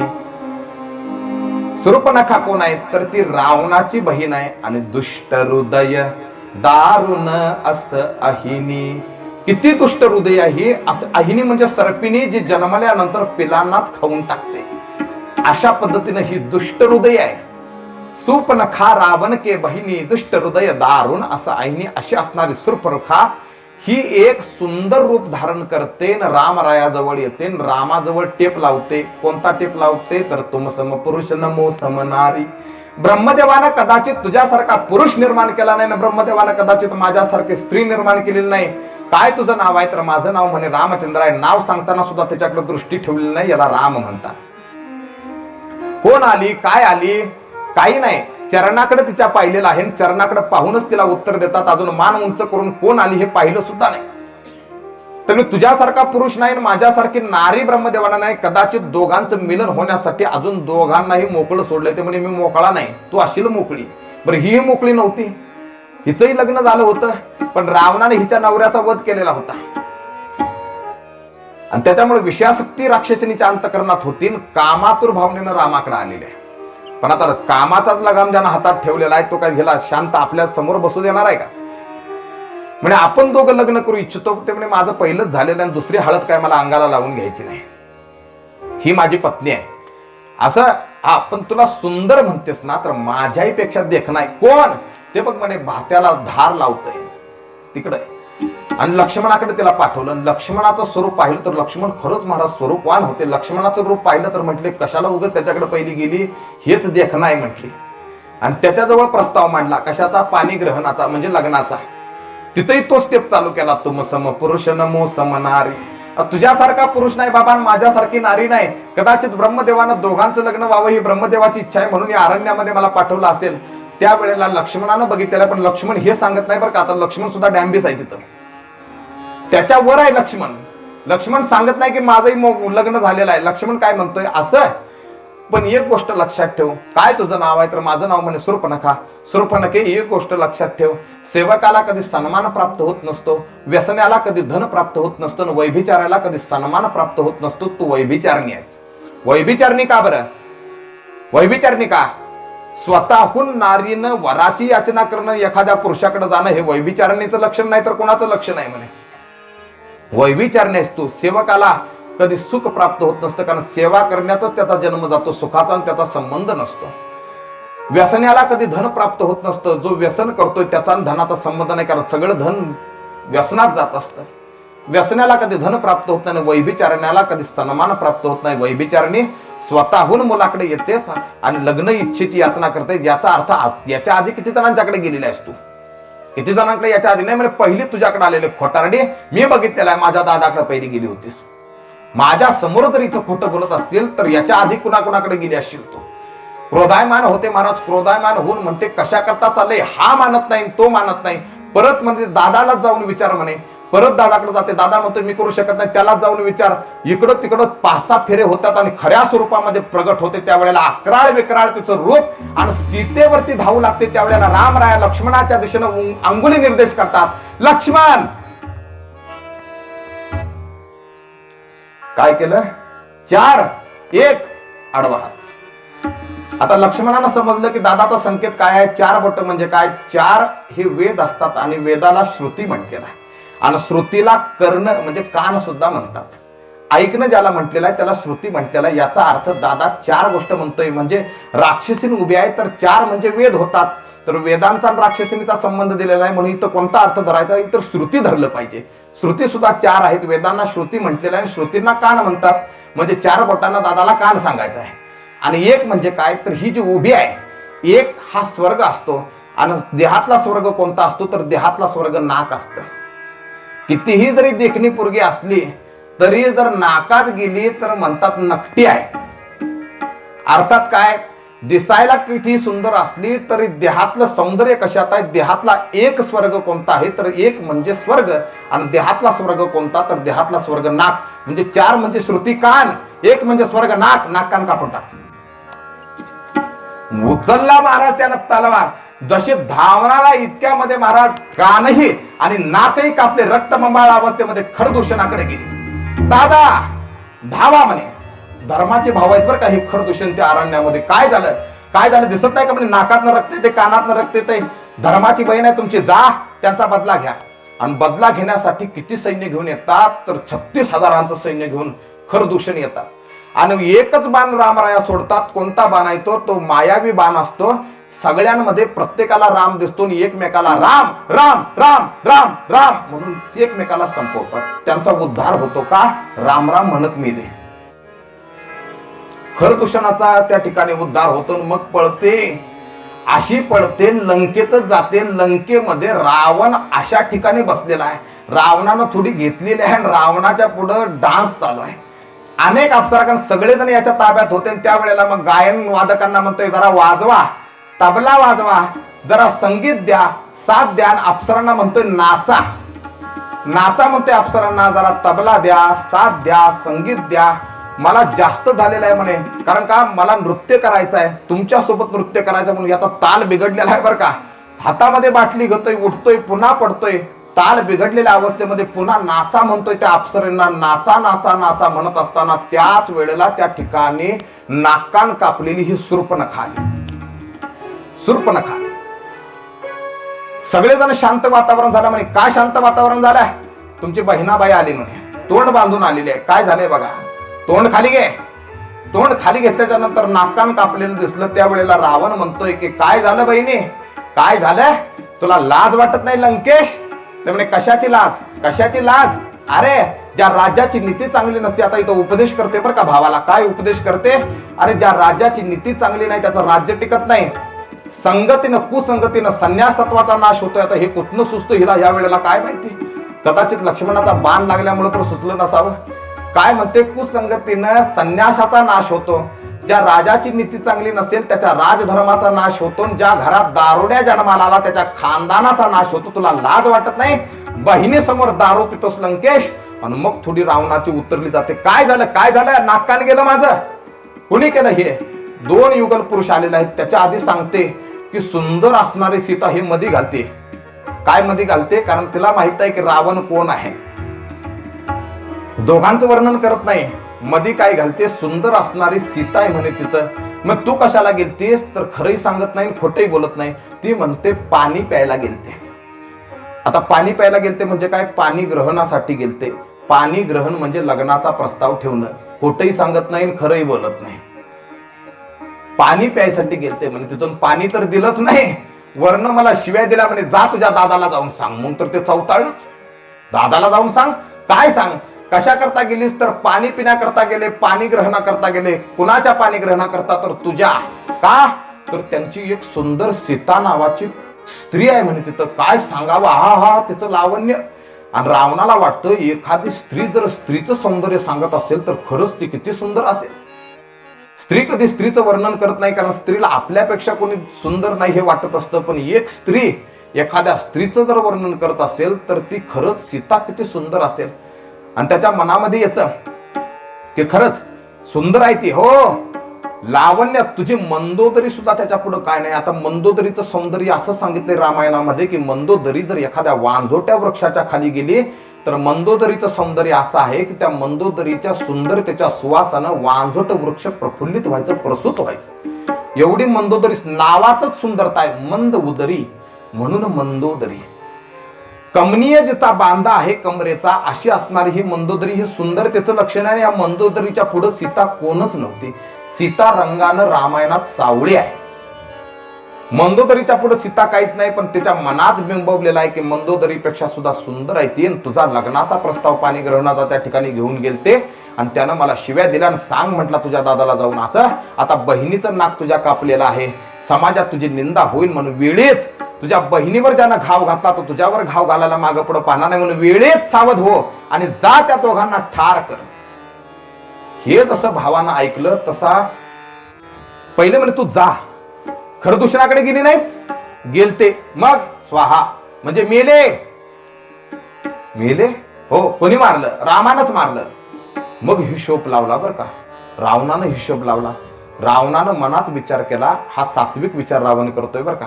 रावण मनात विचार करतोय की खरं दूषण मोही समान बलवंता, इनही मारही बिनु भगवंता. याला भगवंताच्या शिवाय दुसरं कोणी मारू शकत नाही. अर्थात देवाचा अवतार झालेला आहे. खरं दूषणाला देवाशिवाय कोणी मारू शकत नाही, म्हणजे देवाचा अवतार झालाय. मग नारदाचं त्याच्या कानी येतं की नारदानं एकदा गोष्ट सांगितलेली असते त्याला. कोणती? तुला 3 जन्मात मुक्ती हवी का 7 जन्मात हवी? तर म्हटला काय केल्यानंतर 7 जन्मात होईल आणि काय केल्यानंतर 3 जन्मात होईल? तर म्हणे जर भजन करशील तर 7 जन्म लागतील आणि जर वैर करशील तर 3 जन्म लागतील. म्हणून काकडा 7 जन्म करण्यापेक्षा वैरच करतो, वैरच करतो मी. आणि वैर करण्यासाठी म्हणून आता हा धावलेला. वैर करण्यासाठी का? कारण त्यानं विचार केला तामस शरीर भजन ना होई. काय माझं शरीर तामसी झालेलं आहे आणि ह्या तामसी शरीराकडनं कधी भजन घडणं शक्य होत नाही, म्हणून भजन घडणार नाही या तामसी शरीराकडनं. म्हणून रावण हा सीतेच्या ठिकाणी जातो, पण जाण्याच्या आधी कुठं जातो तर मामा मारीच्याकडे जातो. आणि हाच मामा मारीच आता उद्या हरण होऊन येणार आहे. सीता हरणाचा प्रसंग आपण उद्या पाहणार आहे.